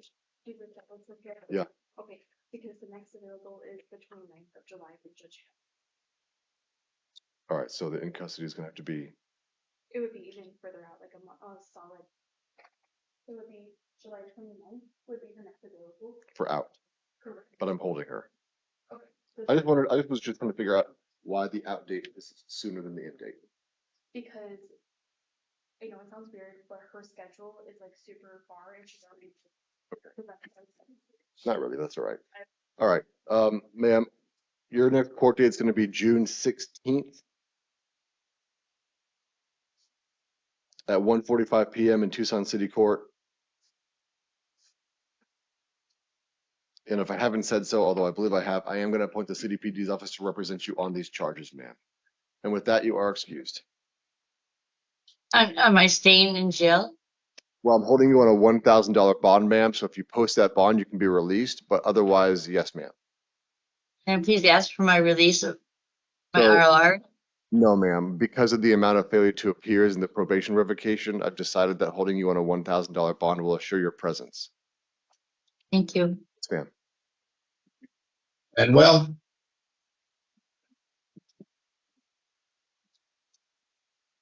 Lux, you go out down and walk. Your name, please, sir. Ma'am. All right, Mr. Manuel, I'm seeing you on charges. These are failure to appear charges, sir, out of Tucson City Court for domestic violence assault, domestic violence disorderly conduct, endangerment, as well as obstruction and possession of paraphernalia. Sir, on these charges, I'm going to set it in front of Judge Millian for June 15th at 1:30 p.m. I'm going to appoint the city PD's office to represent you. I'm going to order no contact with the alleged victims, and I'm going to hold you, sir, on a bond of $1,500 cash or secured, and enter pleas of not guilty on your behalf. And with that, sir, you are excused. Pedro.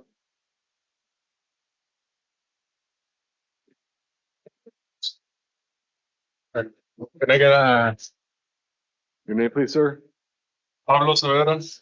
All right, Mr. Tavera, I am seeing you, sir, on charges of domestic violence assault, domestic violence disorderly conduct, and domestic violence preventing the use of a telephone during an emergency. Sir, if I release you, will you promise to have no contact with the alleged victim or go to her residence or workplace?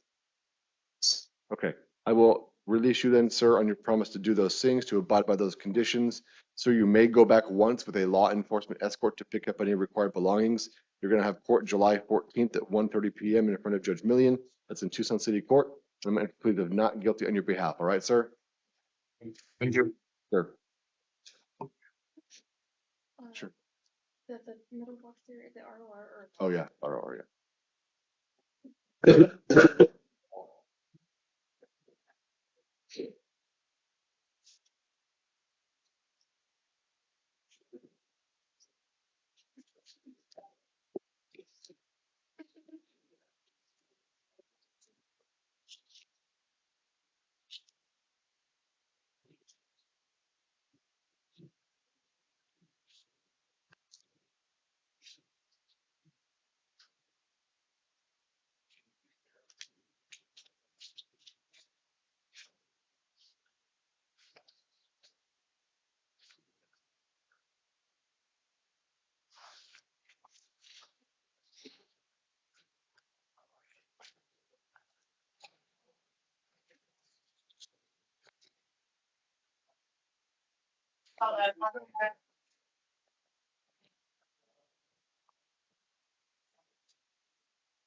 Your name, please, ma'am. Nicole Hernandez? All right, Ms. Miranda, this is the time set for your initial appearance. You are presumed innocent. You have the right to remain silent. Anything you say can be used against you. You have the right to an attorney, ma'am. I'm going to appoint the public defender's office to represent you. I'm seeing you, ma'am, on charges of possession of a narcotic drug for sale, possession of a dangerous drug, and possession of drug paraphernalia, as well as endangerment. The state's asking that I release you to the supervision of pretrial services, ma'am. I imagine Mr. Diffenderfer has no objection to that. I will. We don't, Your Honor, but she has a question for me, man. May I take a moment? Sorry.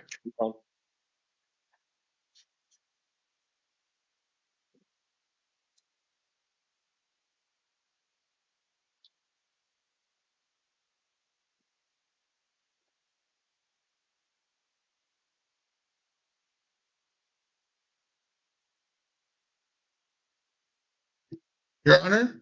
Yeah. I believe there was some confusion, sir. This in front of you is Nicole Hernandez. I'm sorry, I thought you said Miranda. Hold on. Hernandez. Yeah.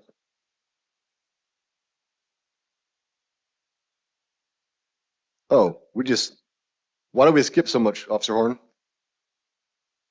It's not a skip, Your Honor. Hernandez was next. Number 19? So you're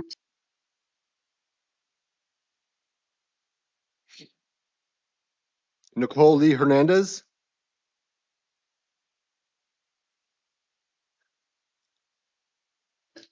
I don't have a problem with that. I'm just confused. Is your name Nicole Lee Hernandez, ma'am? Yes, sir. I don't have her file yet.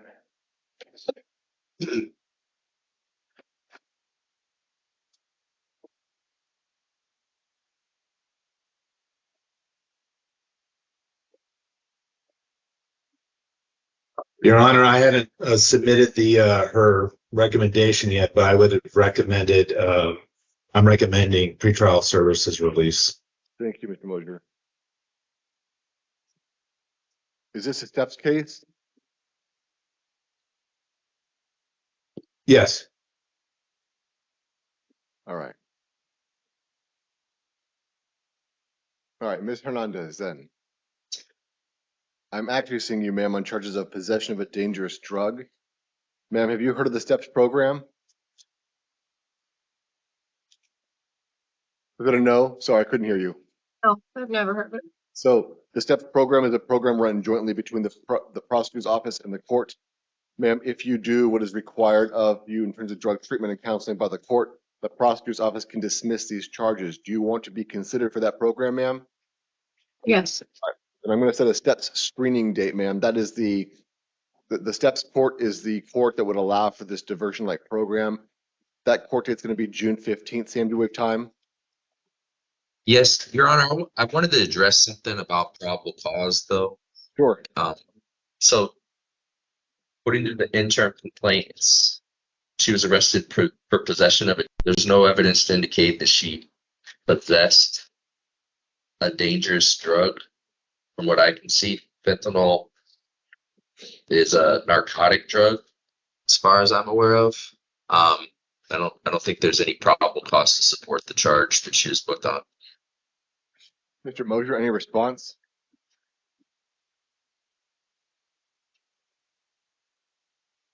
Or can give me a moment. It's she was charged with lidocaine.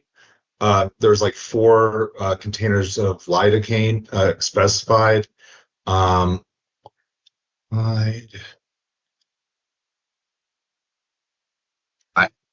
It might be a prescription only drug, but I don't know if they. I'm not finding it in my definitions here.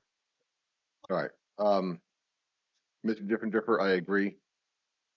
Thank you for that argument.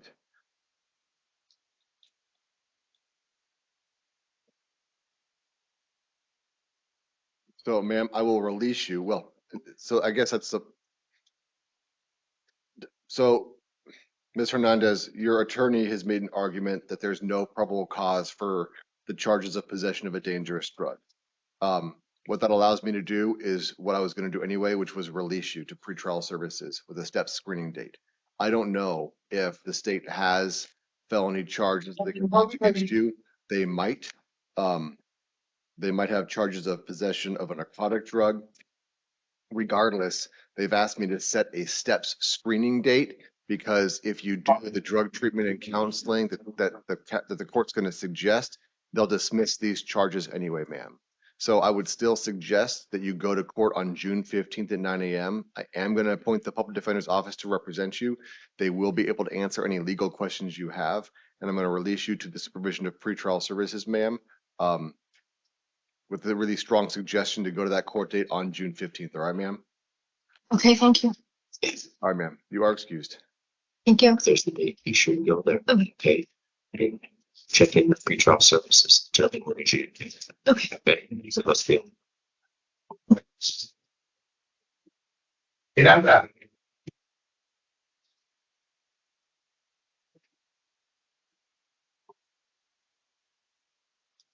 Was Ms. Hernandez a keep separate, Officer Horn? She was, Your Honor. So from what I'm hearing is at the final list at 8 o'clock, they made her like a last minute keep separate. So I'm not sure. Okay. We just didn't get that up You here. got All right, that I get that. That's fine, sir. So is this Miss Miranda? Yes. Okay. Your Honor, I'm also, I just want to alert you when you're ready. I got another probable cause argument. For Miss Miranda? Yes. All right, Miss Miranda, let me go over a couple things first. This is a time set, ma'am, for your initial appearance. We're going to go over your charges as well as conditions of release. However, before we do that, let me advise you that you are presumed innocent. You have the right to remain silent. Anything you say can be used against you. You have the right to an attorney. I'm going to be appointing, ma'am, the public defender's office to represent you. The state's asking me to the state's asking me to release you to pretrial services on these charges of possession of a narcotic drug for sale, possession of a dangerous drug, and possession of drug paraphernalia, as well as endangerment. Mr. Durfendiffer, what did you want to be heard on, sir? Specifically on the for sale charge, Your Honor, if I may, it looks like she was found in possession of 0.709 grams of fentanyl. Yes, police did find a lot of money in the vehicle, but they also found a pipe and something that looks like a dollar bill used to ingest drugs through one's nostril.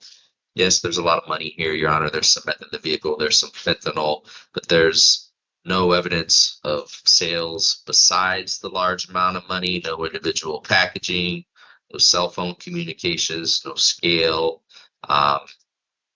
no, not a whole lot of small baggies. I'm asking that you not find probable cause on the drugs for sale charge. All right, given the low threshold for probable cause, Mr. Diffenderfer, I am gonna find PC.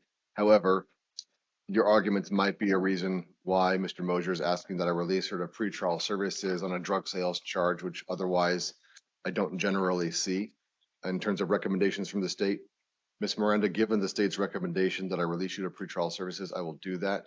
Your next court date, ma'am, is going to be June 29th at 1:30 p.m. I am appointing the PD's office to represent you. They can assist you more with regards to the arguments Mr. Diffenderfer was just making there. Ma'am, that court date on June 29th is unlikely to go. So please stay in touch with your attorney as well as pretrial services so that you know when you must go to court. Okay, ma'am? All right, ma'am, you're excused. Thank you. Call control, call your sender. Call this one first and then Yeah. do I call this one? Yeah, well, you're going to check in. The judge ordered that you check in with them, their dependency of the case. So yeah, call them, touch base with them. But I mean, like right now is like, no, when When you get out. Yeah. thank you very much. Thank you.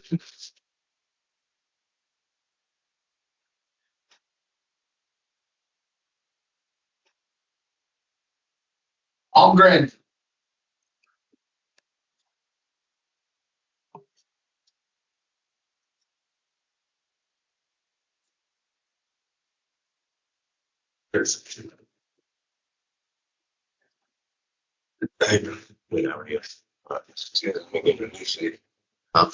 Your name, please, sir. You're about to find out. Shane Almgren? Mr. Almgren, I am seeing you today, sir, for initial appearance. You are presumed innocent. You have the right to remain silent. Anything you say can be used against you. You have the right to an attorney, sir. I'm seeing you on felony charges as well as misdemeanor charges, sir. On the felony charges, I'm seeing you in charges of possession of a dangerous drug, possession of a narcotic drug, and possession of drug paraphernalia. On the city court charges, sir, I'm seeing you on charges of failing to appear for charges of criminal trespass, possession of paraphernalia, and more charges of criminal trespass and paraphernalia. Sir, on the felony charges, the state's asking that I hold you on a $1,000 cash and secured bond. That was my inclination, counsel, and to set a STEPS screening date if Mr. Almgren is interested in being considered for the STEPS program. Mr. Almgren, before I ask the attorneys for their further positions, have you heard of the STEPS program, sir? No. STEPS program is a program run jointly between the county attorney's office and the court. It allows the county attorney's office to dismiss charges provided you do drug treatment and counseling required by the court. You want to be considered for that program, sir? Yeah. All right. So I'll set a STEPS screening for June 15th. Mr. Diffenderfer, did you want to be heard with regards to release conditions? Your Honor, my client would like to be released today. These are just simple possession charges. He's a lifelong resident of Tucson. He has a place to live. He provided an address that his ADA ID also has that same address, so he has some ties to the community. We're asking for you to give him a chance on pretrial. Mr. Almgren, I'm over your attorney's objection. I'm not going to do that. There's indications that once you are released from DOC, you've got new charges in Tucson City Court immediately, and you've been failing to appear for those charges. So I am going to go with the state's recommendation of a $1,000 cash and secured bond. I am going to set a STEP screening date for June 15th and a preliminary hearing for June 18th, and I am appointing the PD's office to assist you on these felony charges. Sir, on the city court charges, I'm going to enter pleas of not guilty on your behalf to these charges. I'm going to set a court date of July 17th at 9 a.m. I'm going to appoint the city PD's office to represent you, and that court date, sir, will be a non-transport review hearing date, sir. So if you're still in custody, the city PD's office will assist you without your presence. They will advocate for you. If you do post bond or are later released, you should go to that court date, sir, on July 17th at 9 a.m. And with that, sir, you are excused. His STEPS hearing is the 15th at 9 a.m. too? Yes, sir. That's correct. Yes, sir. Okay, thank you. So what happened? Okay, so you got a lot of stuff. You got to go to the STEPS hearing. Matthew Chapman. get a chance to get your case dismissed if you do what they tell you to do. Okay, so that's the priority. And then here's your PH in case that happens in your city court. You got that. Right. So you're being held $1,000. Okay. Probably the next court date is on the 17th. 15th at 9 a.m. and the 17th. July, that's the city court July. date. That's July. That's the city court date. Right. So they're all right now for you. Okay. Okay. And you're gonna get some more paperwork. Okay. All right. Okay. Thank you. Chapman. Yeah.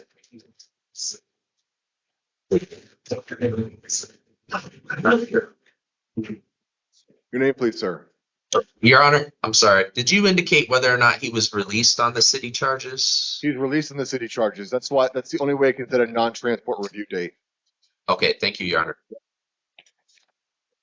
All right, your name, please, sir. Matthew Chapman. All right. On charges of aggravated assault. This is the time set for your initial appearance. You are presumed innocent. You have the right to remain silent. Anything you say can be used against you. You have the right to an attorney, sir. I'm going to be appointing the public defender's office to represent you. Mr. Chapman, I will also note that there is currently an adult probation hold, so no matter what bond I set or what bond you post, you will not be released from the jail. The state's asking for a $5,000 bond in this case. That was my inclination. Mr. Diffendorfer, did you want to be heard, sir? Your Honor, we're just asking that you impose a more nominal bond. He's a lifelong resident. He's got a place to live. That was all verified by pretrial, and he only has one prior felony conviction. Doing really good where I'm at. Really good where I'm at. Well, sir, given the APO hold, even releasing you won't help. You're going to be held in custody until Pima County Superior Court decides that you should be released. I'm going to give you a $5,000 bond that will give you credit. Your attorney at the PD's office can advocate for a lower bond and release if they feel they have legal grounds to do so. Sir, I also have to order that you have no contact with the alleged victim and that you do not go back to the incident location. Again, you can relitigate this at a future time, sir, but those are the conditions of release as it stands right now. You're going to have a preliminary hearing scheduled for June 18th at 1:30 p.m. That court date may or may not go, so please stay in touch with your attorney to find out what to expect over the next 2 weeks, sir. All right, sir, you're excused. Thank you, sir.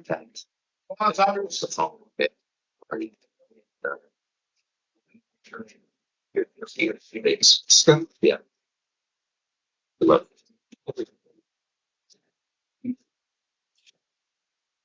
I'm sorry, I'm not. I'm not. I will go back to rehab. Completing my parole. If life again change. So today's the judge is going to determine a relief condition for this. Listen to what he has to say. Your name, please, sir. My name is Durga Guru. Guru, this is the time set for your initial appearance. You are presumed innocent. You have the right to remain silent. Anything you say can be used against you. You have the right to an attorney. I'm going to appoint the public defender's office to represent you. Sir, I'm seeing you today on charges of possession of a narcotic drug and possession of drug paraphernalia. I also understand that there is a DOC hold. So if you post any bond or if I release you on these charges, sir, you will go back into DOC custody. For those reasons, sir, the state's asking for a $1,000 bond plus a steps hearing. Mr. Diffendorfer, did you want to be heard with regards to bond? All right. Mr. Gurung, have you heard of the steps program, sir? Is that program? Yes, sir. Have you heard of the no, okay. So the steps program, sir, is a program run between the county attorney's office and the court. It allows the county attorney's office to dismiss charges provided you do drug treatment and counseling required by the Superior Courthouse. Do you want to do that, sir? Yes, I want to do that. All right. I would like to go to rehab and stuff. All right. So I'm going to set a steps screening date for June 15th, sir. I don't know if you're going to be eligible for the steps program, but if you get woken up by jail staff to go to court on June 15th, I'd suggest you go to see if you are eligible. I am going to set a preliminary hearing on June 18th and hold you on that $1,000 cash or secured bond. Any questions, sir, or anything else from other counsel? Well, I don't have nobody to pay bonds or cash, you know, like that's why that's why I wanted to go to rehab and trying to do better myself again, you know. Yeah, so sir, if I release you on this, you're gonna go to DOC. I'm holding you on a bond so that you get time credit on these charges while your attorney works out what is in your best interest legally. And you will speak to your attorney in short order, sir, to find out what the next steps are for you, okay? All right, so I'm staying here. Yes, sir. Good luck. Thank you. Saunders, come on up, man. Saunders. Saunders. Big face. I'm a judge.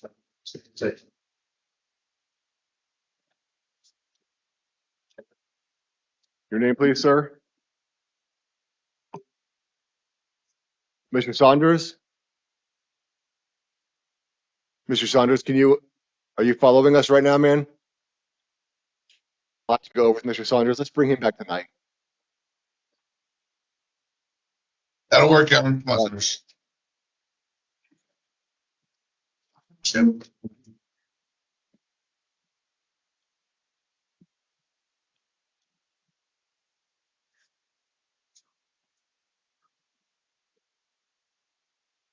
Good to see you.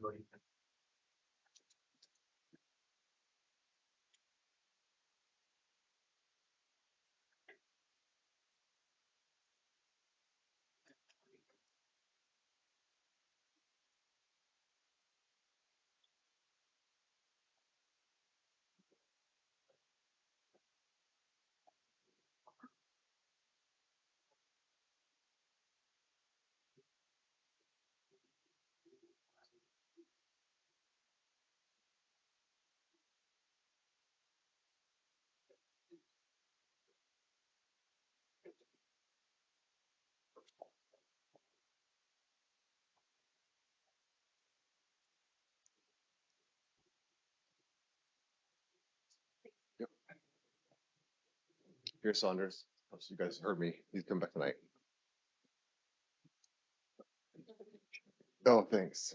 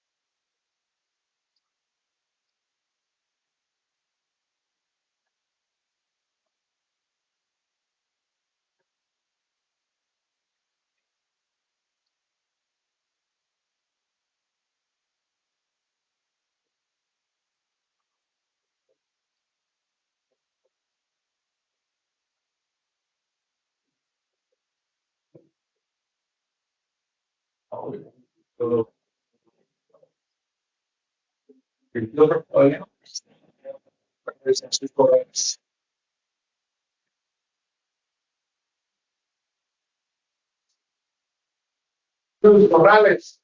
Gracias. Officer Horn, do we have all the individuals who are here on filling charges in the courtroom? Everything but one, Your Honor. Who's that, Officer Horn? That'd be Miss Kamora Rogers. Okay, thank you. All right. Ladies and gentlemen, this is the time set for your initial appearance. We're going to go over your charges as well as conditions of release. Before we do that, let me go over a few things. First, you are presumed innocent. You have the right to remain silent. Anything you say can be used against you. Second, you have the right to an attorney. I'll be appointing attorneys on each of your felony charges. You also have an attorney sitting next to you right now to assist you. That's Mr. Diffenderfer. The state's being represented by Mr. Mosier. He is president of Microsoft Teams. Third, before I go over your conditions as well as your charges, know that I've reviewed information from law enforcement, from pretrial services, and I'll take arguments from both your assigned attorney right now as well as Mr. Mosier. Last, some of you may hear me reference a STEPS program. The STEPS program is a program run jointly between the County Attorney's Office and the Superior Court. It allows the County Attorney's Office to dismiss charges provided you do treatment and counseling required by the courthouse for the STEPS program. So if I reference STEPS, I just wanted to make sure that some of you understood what that was. All right. Your name, please, sir. Delmer Caballero. Mr. Caballero, I am seeing you, sir, on charges of aggravated driving under the influence.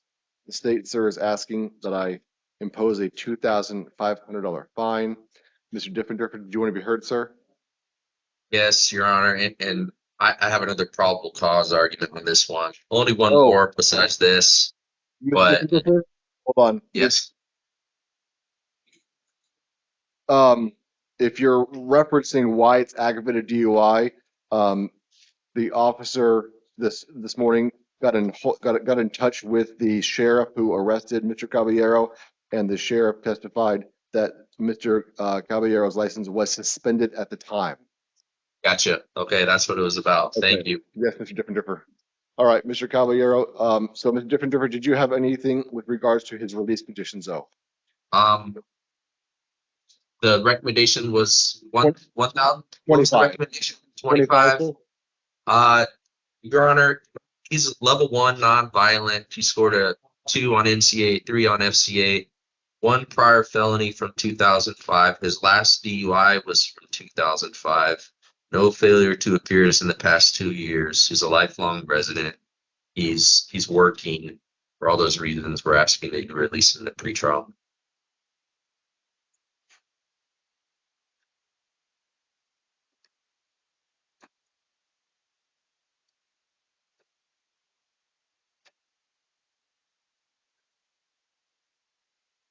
All right, Mr. Caballero, over the state's objection, I am going to release you to pretrial services.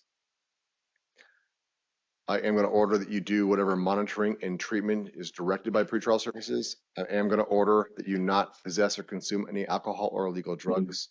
I'm going to set a court date, sir, of June 29th at 1:30 p.m. and appoint the Pima County Public Defender's Office to represent you on these charges, sir. And with that, you are excused, sir. Thank you, Your Honor. Make sure you contact pretrial with your attorney, okay?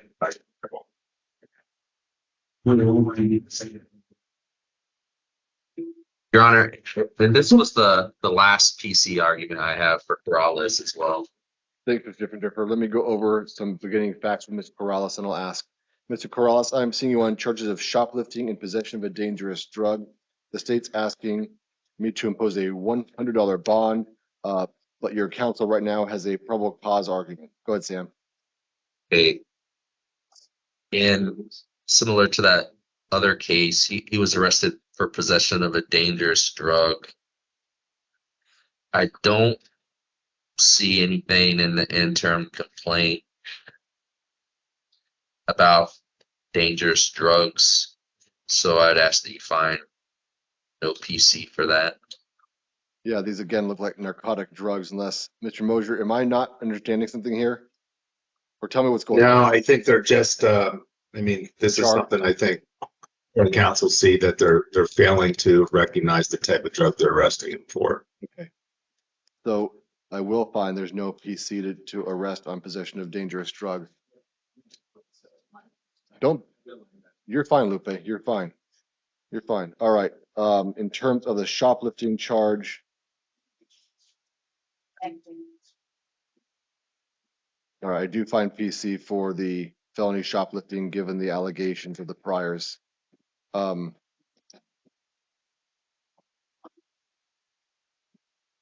me 1 second, Mr. Corrales.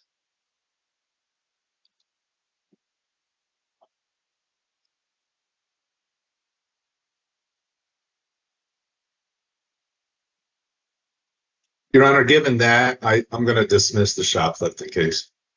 Okay.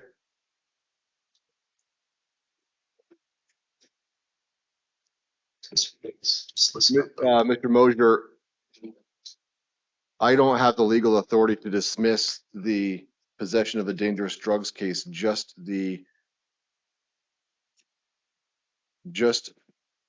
set a pretrial hearing. Are you asking to dismiss the dangerous drug case as well?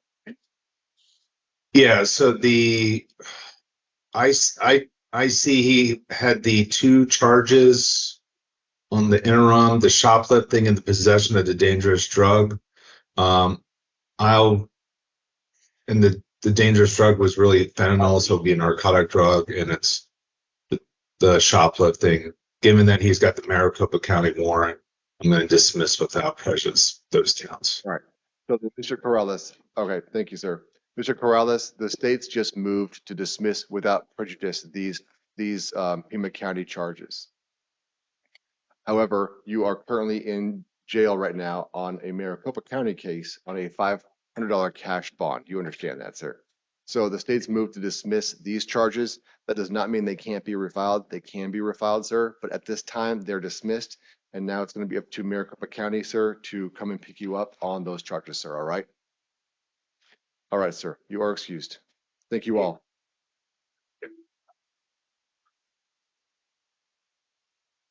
All the way up to your fall out.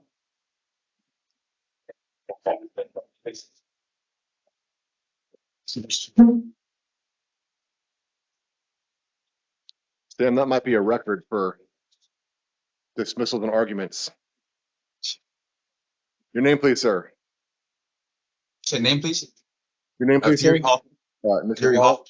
I am seeing you on charges of weapons misconduct, being a prohibited possessor, and possession of weapons during a narcotics offense. The state, sir, is asking that I hold you without the ability to post bond. They're alleging that you were on release for felony charges when you picked up these new felony charges. With that request, sir, I must hold you without the ability to post bond, but they have to go through a process or approving this to a judge at Superior Court. That hearing date, sir, will be on June 12th at 1:30 p.m. I'm going to appoint the legal defender's office to represent you, sir. And set a preliminary hearing for June 18th at 1:30 p.m. All right, sir. So you'll have a no bond hearing on June 12th, a preliminary hearing on June 18th, and the legal defender's office will represent you on these charges, sir. And with that, sir, you are excused.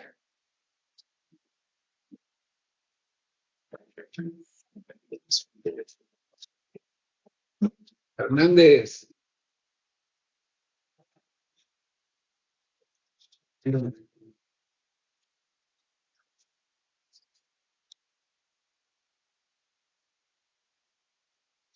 name, please, sir. I'm Angelito Hernandez. All right, Mr. Hernandez, I'm seeing you on charges. I'm sorry, is it Mr. Hernandez Galvan? Yes, sorry. You're fine. Want to make sure the right person. All right, Mr. Hernandez, I'm seeing you on charges of possession of narcotics, possession of dangerous drugs, and possession of drug paraphernalia. The state, sir, is asking for a $5,000 bond. My understanding, Mr. Mosier, is that Mr. Hernandez is steps eligible. That was not checked in your recommendations. Is it your understanding that he's not steps eligible? So I'm seeing a difference between what I see in the fact pattern of the interim complaint and a difference of how they charged it, given the amount of methamphetamine, 21 grams, 200 fentanyl pills, and 28 grams of fentanyl powder. So I said not requesting a steps hearing due to the amount and likely sales charges pending. And so for those reasons, I'm not going to request a steps hearing. I was surprised to see that this was only a possession case, not a possession for sale case, Mr. Galvan, given the amount of drugs that the state's alleging you were found with. So, Mr. Diffenderfer, the state's asking for a $5,000 bond, given that Mr. Mosier believes this is a sales case and not a possession case. Did you wish to be heard, Mr. Diffenderfer? Yes. I'm having some problems accessing pretrial's information on him, but I see that he scored level 2 nonviolent on this pretrial service workup. That would indicate that he doesn't have a significant criminal history or of failing to appear. You got a place to live right now? Yeah. Where are you living? I live on Grant and Albion, 2525 North Albion. Are you working? Yeah, I cut hair. And again, Your Honor, I can't verify that right now. I'm not sure if pretrial was able to, but for all those reasons, we're asking that you release him to the supervision of pretrial services. So, yeah, Sam, I'm not sure what you're seeing. Mr. Hernandez Galvan is alleged to have 8 felony conviction priors. Okay. From probation on August 8th of 25. He's a 4 out of 4 on both scales. So over your objection, Mr. Differ, I am going to hold Mr. Hernandez Galvan on a $5,000 bond. Set court for June 18th at 1:30 p.m. and appoint the public defender's office to represent you at that time, sir. And with that, sir, you are excused.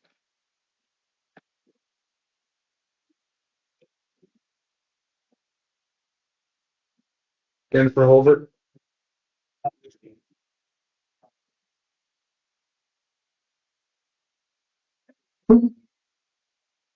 Your name, please, ma'am? Jennifer Halbert. Ms. Holbert, I am seeing you on charges, ma'am, of unlawful possession of a narcotic substance paraphernalia. The state, ma'am, is asking for a $500 bond plus a steps screening date. There's also a adult probation hold, which is why they're asking for a bond. Mr. Diffenderfer, did you wish to be heard, sir? No, Your Honor. So, Ms. Holbert, are you interested in doing the steps program if eligible? That's a program, ma'am, where the state can dismiss charges if you do drug treatment and counseling required by the court. Yes. Okay, so I'll do a steps screening, ma'am, on June 15th, a preliminary hearing on June 18th. I'm going to appoint the PD's office to represent you, ma'am, and hold you on that $500 cash and secured bond. Ma'am, if you post that bond, you're not going to be released because there's another county holding a bond on you. All right, ma'am? Yeah, I know. Thank you. Your Honor, you said public defender? Yeah. Correct? Okay. All right, ma'am, you're excused. Victor Marquez. What do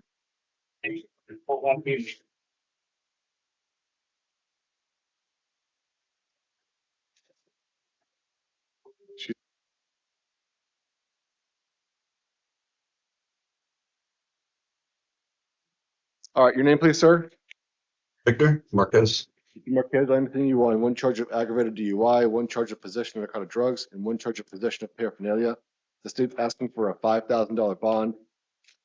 Mr. Diffenderfer, want to be heard, sir? Yes, Your Honor. He scored level 1 nonviolent on pre-trials assessment. No prior failure to appears, no prior felonies. His last DUI was from 2014. He's a lifelong resident of Tucson. He's got a place to live. He's working. All that was verified by his mom. For all those reasons, we're asking at least a pre-trial.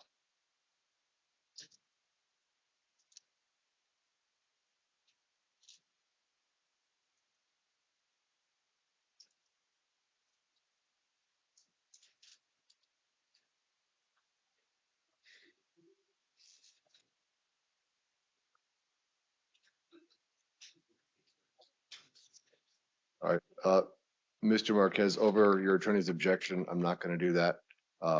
There's allegations that you were on release for a possession case that was in steps proceedings, and now you have new charges for aggravated DUI on top of the new charges for paraphernalia and drug possession.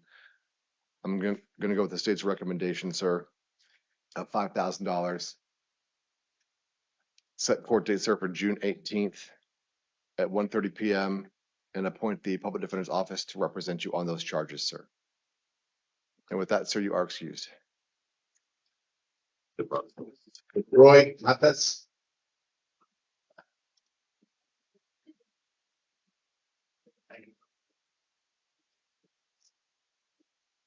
Your name, please, sir. Roy Matas there.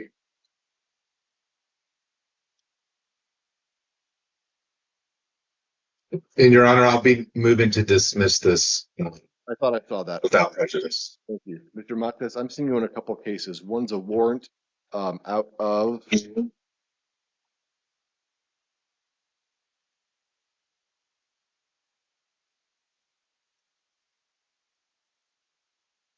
hold on, sir. All right. One, sir, is a warrant from Pima County Justice Court. It's for failing to appear on a charge of shoplifting. There's a bond, sir, in the amount of $250 that's being requested on that case. So, sir, I'm going to impose that bond. Set court dates for June 9th at 1 p.m. in front of Judge Foreman, that's in Pima County Justice Court, and appoint Mr. William Parvin to represent you on those Justice Court matters, sir. So you'll see Judge Foreman tomorrow at 1 p.m. with Mr. Parvin on the misdemeanor matter, sir. On the felony matter, sir, the state's asking to dismiss this without prejudice. That means they can bring this case back within 7 years, sir. But as of now, your felony charges are dismissed. All right, sir? All right, sir. You're excused. So you got court involved. Nunez. Yeah.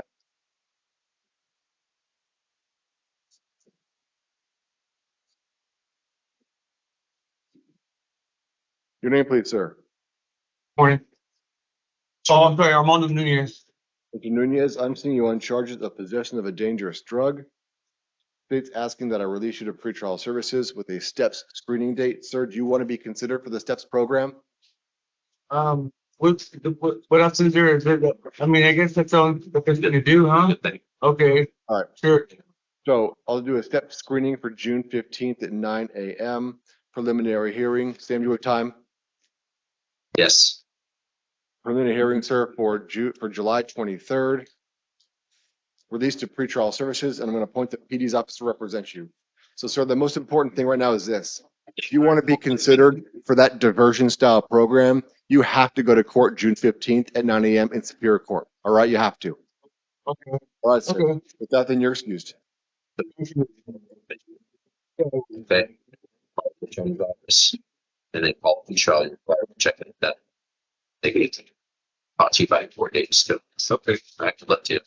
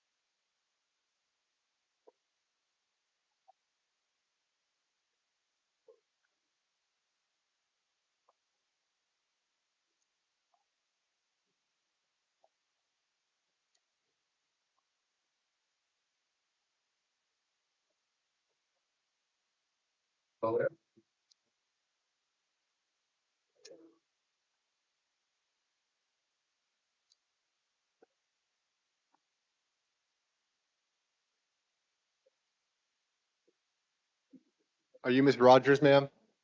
Yes. All right.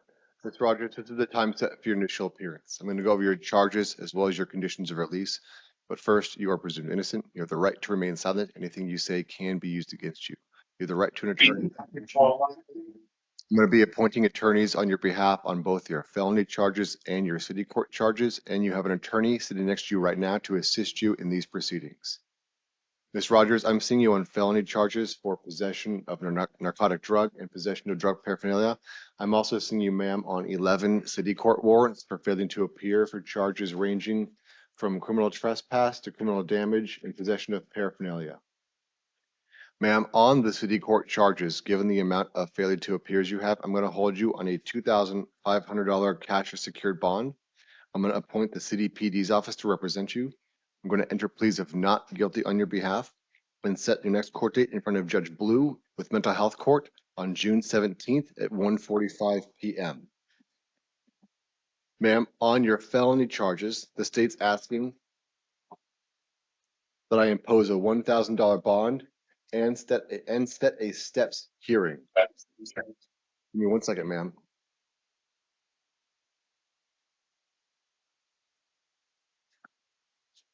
Mr. Different, did you want to be heard with regards to the felony charges, sir? Yeah, if I may have a moment, Your Honor. Of course.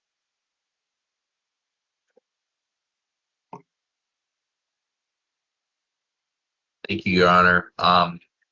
We're asking that you release her to pretrial services. These are simple possession charges.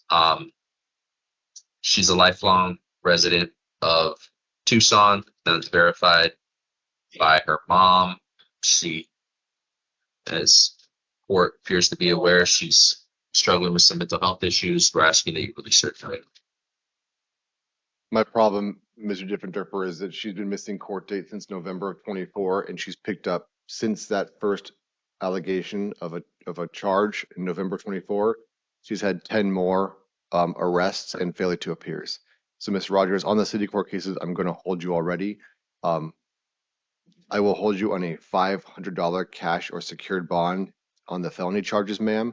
That way you're getting time credit for the days you're doing in jail. Ma'am, the STEPS program is a program run between the county attorney's office and the court. It allows the court to dismiss felony charges if you do drug treatment and counseling required by the court. Do you want to be considered for that program, ma'am? Yeah. Was that a yes, ma'am, or no? Yes, okay. I will do a STEPS screening, ma'am, for June 15th at 9 a.m. I hope the jail will transport you to the Superior Courthouse to be considered for that program, ma'am. You'll have a preliminary hearing on June 18th at 1:30 p.m. and I'm appointing the Public Defender's Office to represent you on both of these matters, both the Pima County PD's office on the felony and the City PD on the city court charges, ma'am. And with that, ma'am, you are excused. Peace. And okay, got it. And good luck to you. What were we lessons?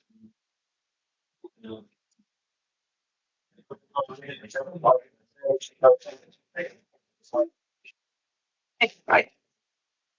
Your name, please, ma'am. Clara Ann Wellens. I'm taking you on charges of obstructing a criminal investigation. The state's asking that I release you to pretrial services. That was my inclination. I'm going to appoint the Legal Defender's Office to represent you on these charges, ma'am, release you to pretrial services, and set a hearing date of June 29th at 1:30 p.m. Thank you. Yes, ma'am. You're excused. Hold on, ma'am. We can get this. Call pretrial. Okay. Yeah, call pretrial, check in with them. They'll tell you how often you need to check in with them, and then this is your attorney's office. Where's the page? This Oh, are you legal gonna, defender. okay, thank you. Walker. April Walker. Last one. Your name, please, ma'am. April Walker.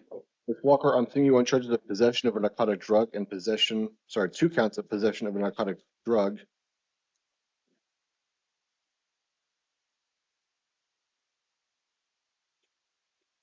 Sorry, man, that doesn't make sense to me, but give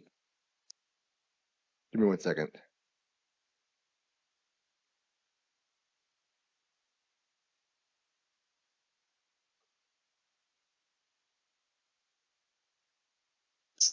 Oh, I see.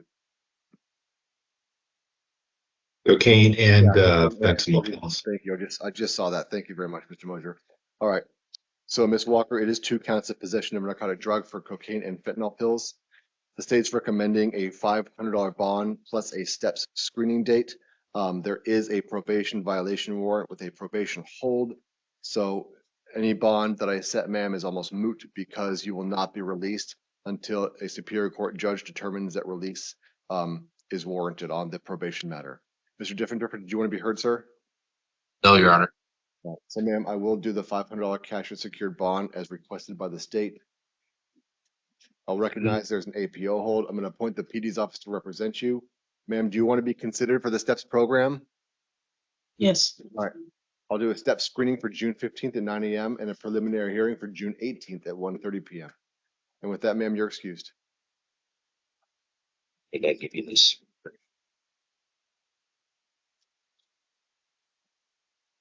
Ms. White,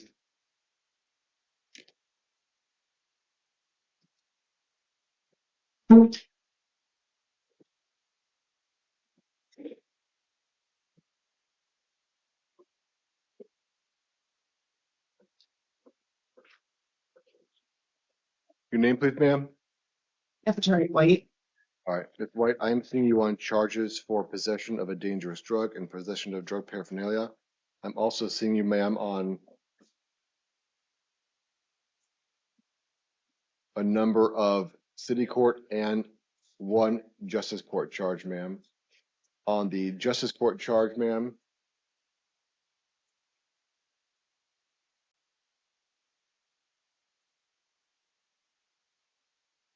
hold on. Give me 1 minute to review this.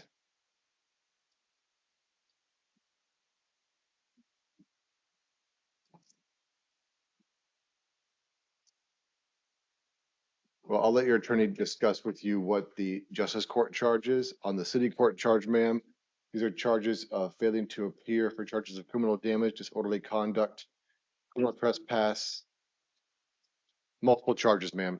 Sam, do you see all the charges? For Miss White, Yeah. let me pull her up real quick. Yes. Okay. Ms. White, Mr. Diffenderfer is there to show you those charges if you wish to see them. Given the amount of failure to appears, ma'am, from city court, I want to start with those. I'm going to hold you, ma'am, on a $2,500 bond in city court. Order no contact with any alleged victims. Do not go to any incident locations. Appoint the city PD's office and set court, ma'am, for June 16th in front of Judge Hale. That's at 1:45 p.m. I'm going to enter pleas of not guilty on your behalf for all your city court cases, ma'am. Thank you. On your Pima County Justice Court case, ma'am, I'm going to hold you on a $500 cash and secured bond. Appoint William Parvin to represent you and set court for tomorrow, June 9th at 1 p.m. in front of Judge Foreman. And then on your felony charges, ma'am, the state's asking for a $1,000 bond. Sam, that was my inclination. Do you want to be heard further though, sir? Your Honor, I'd just like to bring to the court's attention that this this case was originally dismissed and then refiled. It's my understanding my client was unaware of the warrant. $1,000 is pretty low, but we'd ask for a more nominal bond.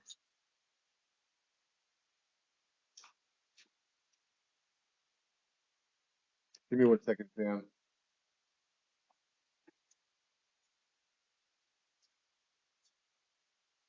And I will add, Your Honor, she's got no prior felonies.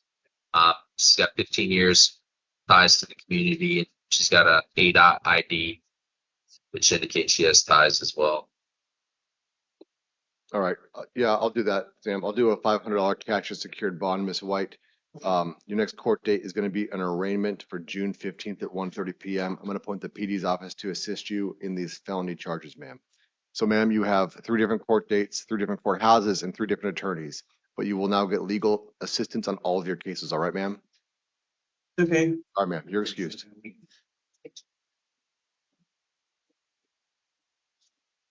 And then 1 Aho case, folks, and we're done. Of course. Yeah, right. Sorry. All right. You know what? I only signed 1 of those.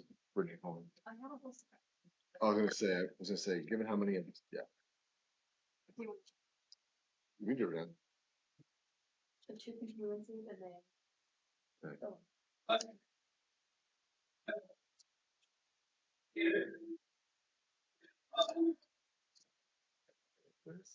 That's good. Your name, ma'am? Alicia Renee Barton. Ms. Barton, I am seeing you, ma'am, on a Superior Court warrant out of Leon County. This is a fugitive warrant. There's allegations, ma'am, that this warrant was issued while you were on probation. For those reasons, Under Arizona law, I have to hold you without the ability to post bond. I'm going to appoint the legal defender's office to represent you and set court man for June 12th at 1:30 p.m. That will be a fugitive warrant hearing. Excuse me, how do I got a fugitive warrant? So I was like 17. Real quick. So I don't know anything about this case, ma'am. You're going to have an attorney from the LD's office to assist you. Everything you say right now is being recorded and can be used against you. And I don't have anything, I can't litigate this with you. I can't really even allow you to litigate the facts. That's why I'm going to set this hearing for June 12th in 4 days and appoint counsel to represent you at that hearing, ma'am. I can't litigate this with you. I can't really even allow you to litigate the facts. That's why I'm going to set this hearing for June 12th in 4 days and appoint counsel to represent you at that hearing, ma'am. 4 days to over limit? Can I go over for that?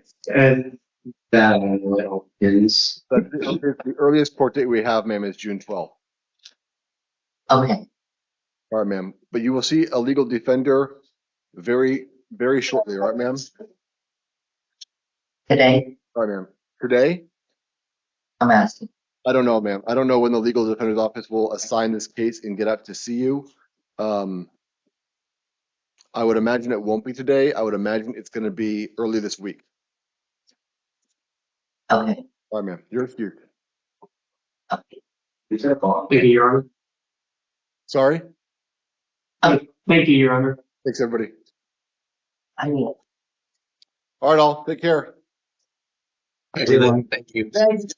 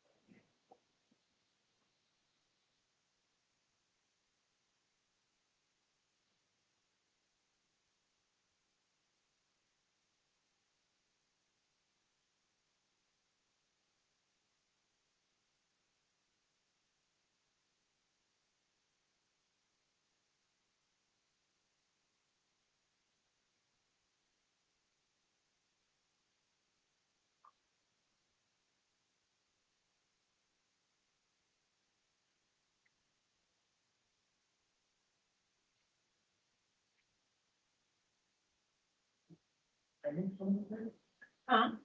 Do they go off on hand, Aragon?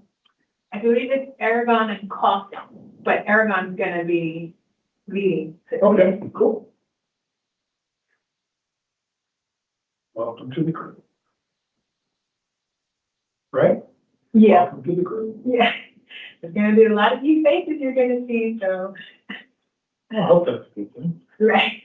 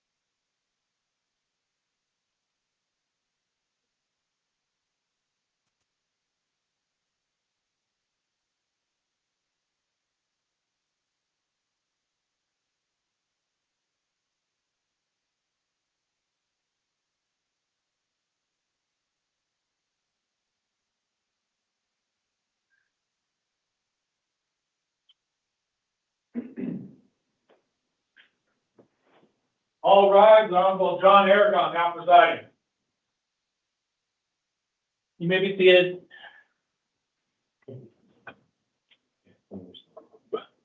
What? Yeah, interstate. I'm gonna sit. I'm gonna lower this one. Oh, that's not the lowering thing, is it? Yeah. It is? Oh.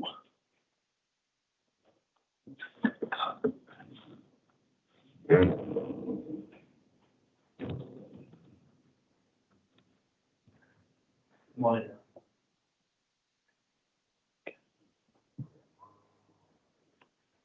I'm John Aragon. I'm the commissioner here, and I was doing your intake hearing.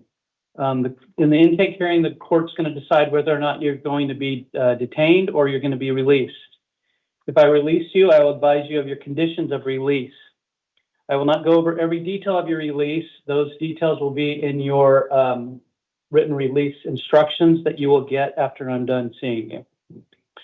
I will advise you of your charges.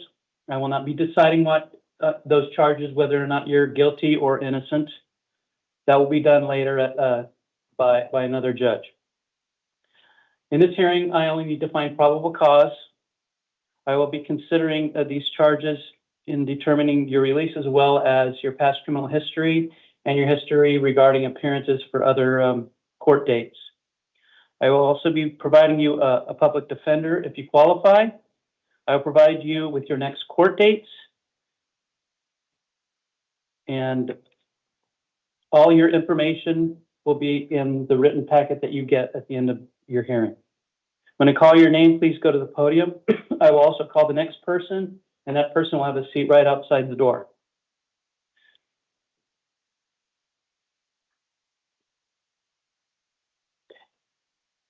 This is the 11 a.m. initial appearance calendar for June 8, 2026. The court's orders for the taking of DNA and fingerprints that were given on the first calendar of this month shall apply to all matters on this calendar. I'm going to read the victim rights advisement. If you are the victim of a crime with a case pending before this court, you are advised that you have rights under Arizona law that, among others, include the right to be treated with fairness, respect, and dignity, to a speedy trial, to be present at court proceedings, to choose whether or not to be interviewed by the defendant or the defendant's attorney, to be heard before the court makes a decision on release, negotiation of a plea, scheduling, and sentencing, and to receive restitution from a person who is convicted of causing you loss. If you have not already been provided with a written statement of all victims' rights, please contact the Victim Services Division of the Prosecutor's Office. Now, give me a second. I've got to log in here.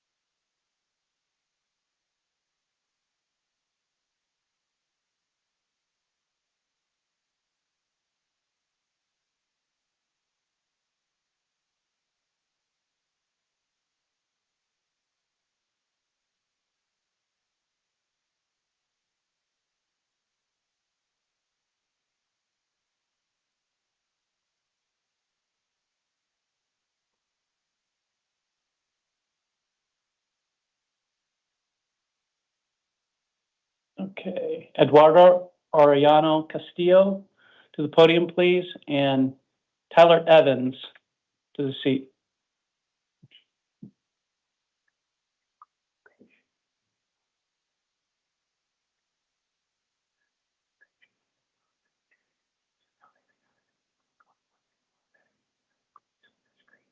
Okay.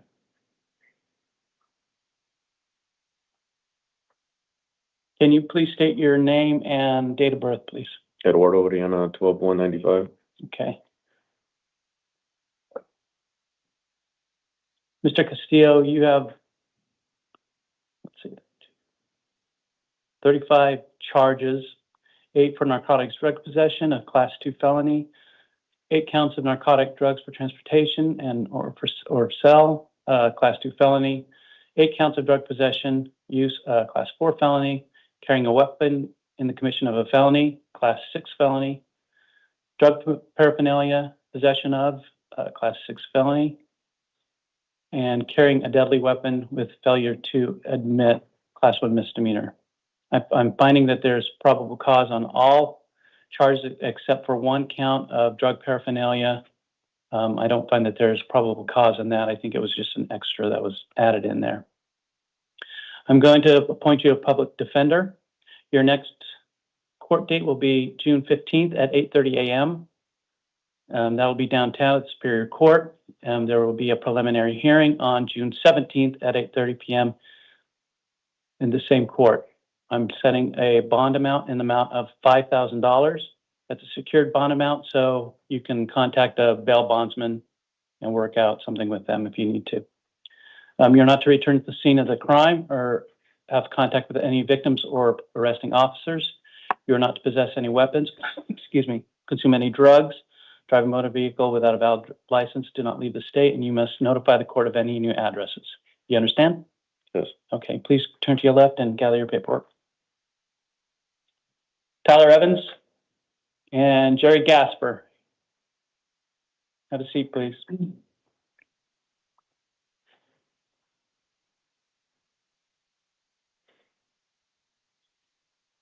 All right, Mr. Evans, you were arrested on a warrant for driving with a suspended license. I'm sorry. Please state your full name and date of birth. Tyler Jordan Evans, October 27, 2003. Okay. With that warrant, And this is a municipal court warrant no, this is West Justice Court warrant out of West Mesa Justice Court. I'm going to, hold on.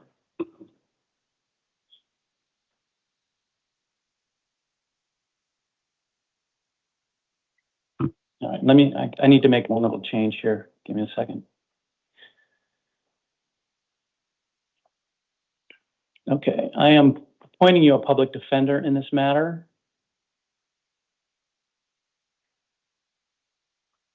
Okay, and I'm setting your bond amount at $500. That's a secured bond amount. Your next hearing date will be on June 11th, 2026 at 8:30. If you post bond, the date's going to change, so make sure you stay on top of that. You're not to return to the scene of the alleged crime. You're not to contact any victims or arresting officers. Do not possess any weapons, drugs without a valid prescription.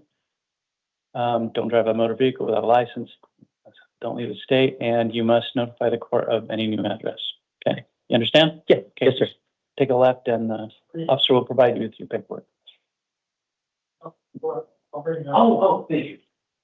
Jerry Gasper, please come to the podium.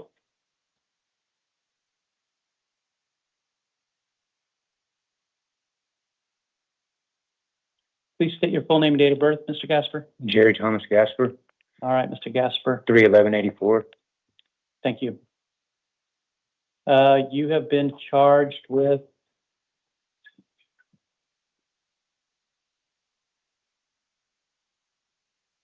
out of Superior Court.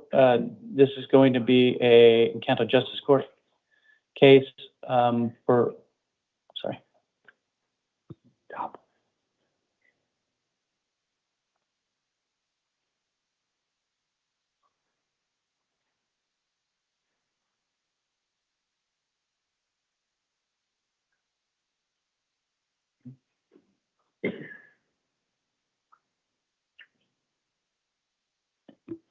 And you're being arrested on charges of dangerous drug possession. I have appointed a public defender for you. Your next court date will be June 23rd out of Superior Court. That's going to be downtown at 8:30 in the morning. Yes. You're going to have a preliminary hearing at the same location on June 25th, also at 8:30 in the morning. I'm going to release you on your own recognizance. You're not returned to the alleged scene of the crime. Contact any alleged victims. Contact the arresting officers. You're not to possess any weapons, consume any drugs. Excuse me. Drive a motor vehicle without a valid driver's license, and do not leave the state. You must notify the court of any new address. You understand? Can I state one thing? They have my address wrong on this. They didn't put the correct address on there. Okay, I understand. I'm releasing you on your own recognizance, and you can talk to them about any kind of changes. Okay.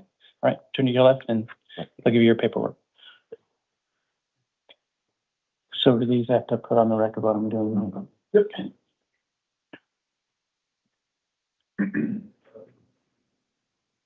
Next on the docket is Jordan Bell. Mr. Bell is unable to attend in person, so I will be providing his release order to him in person in the cell. I have found he was charged with discharging a firearm in the city limits, a Class 6 felony, and criminal damage, Class 1 misdemeanor. I have provided him a Maricopa County Public Defender. His next court date will be June 23rd, 2026 at Superior Court at 8:30 a.m. Preliminary hearing on June 25th, also at Superior Court at 8:31 a.m.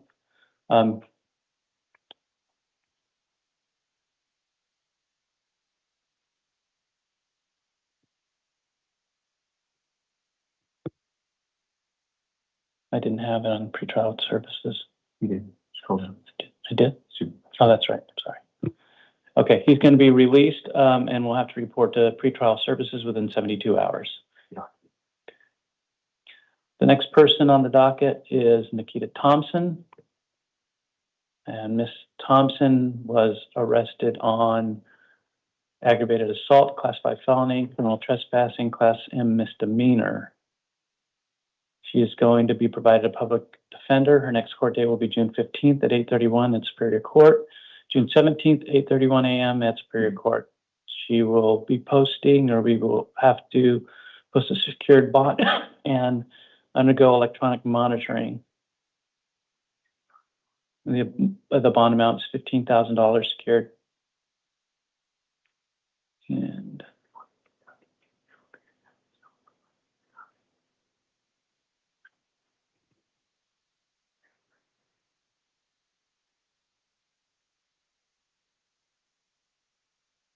I'll be conducting the appearances for Mr. Jordan and Miss Thompson, or Mr. Bell and Miss Thompson at their cells, and I will be providing them with their release instructions.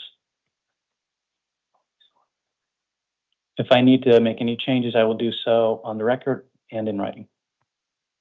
Okay. That concludes the calendar. That concludes the calendar at 11 a.m. And the court will stand in recess till 2 p.m.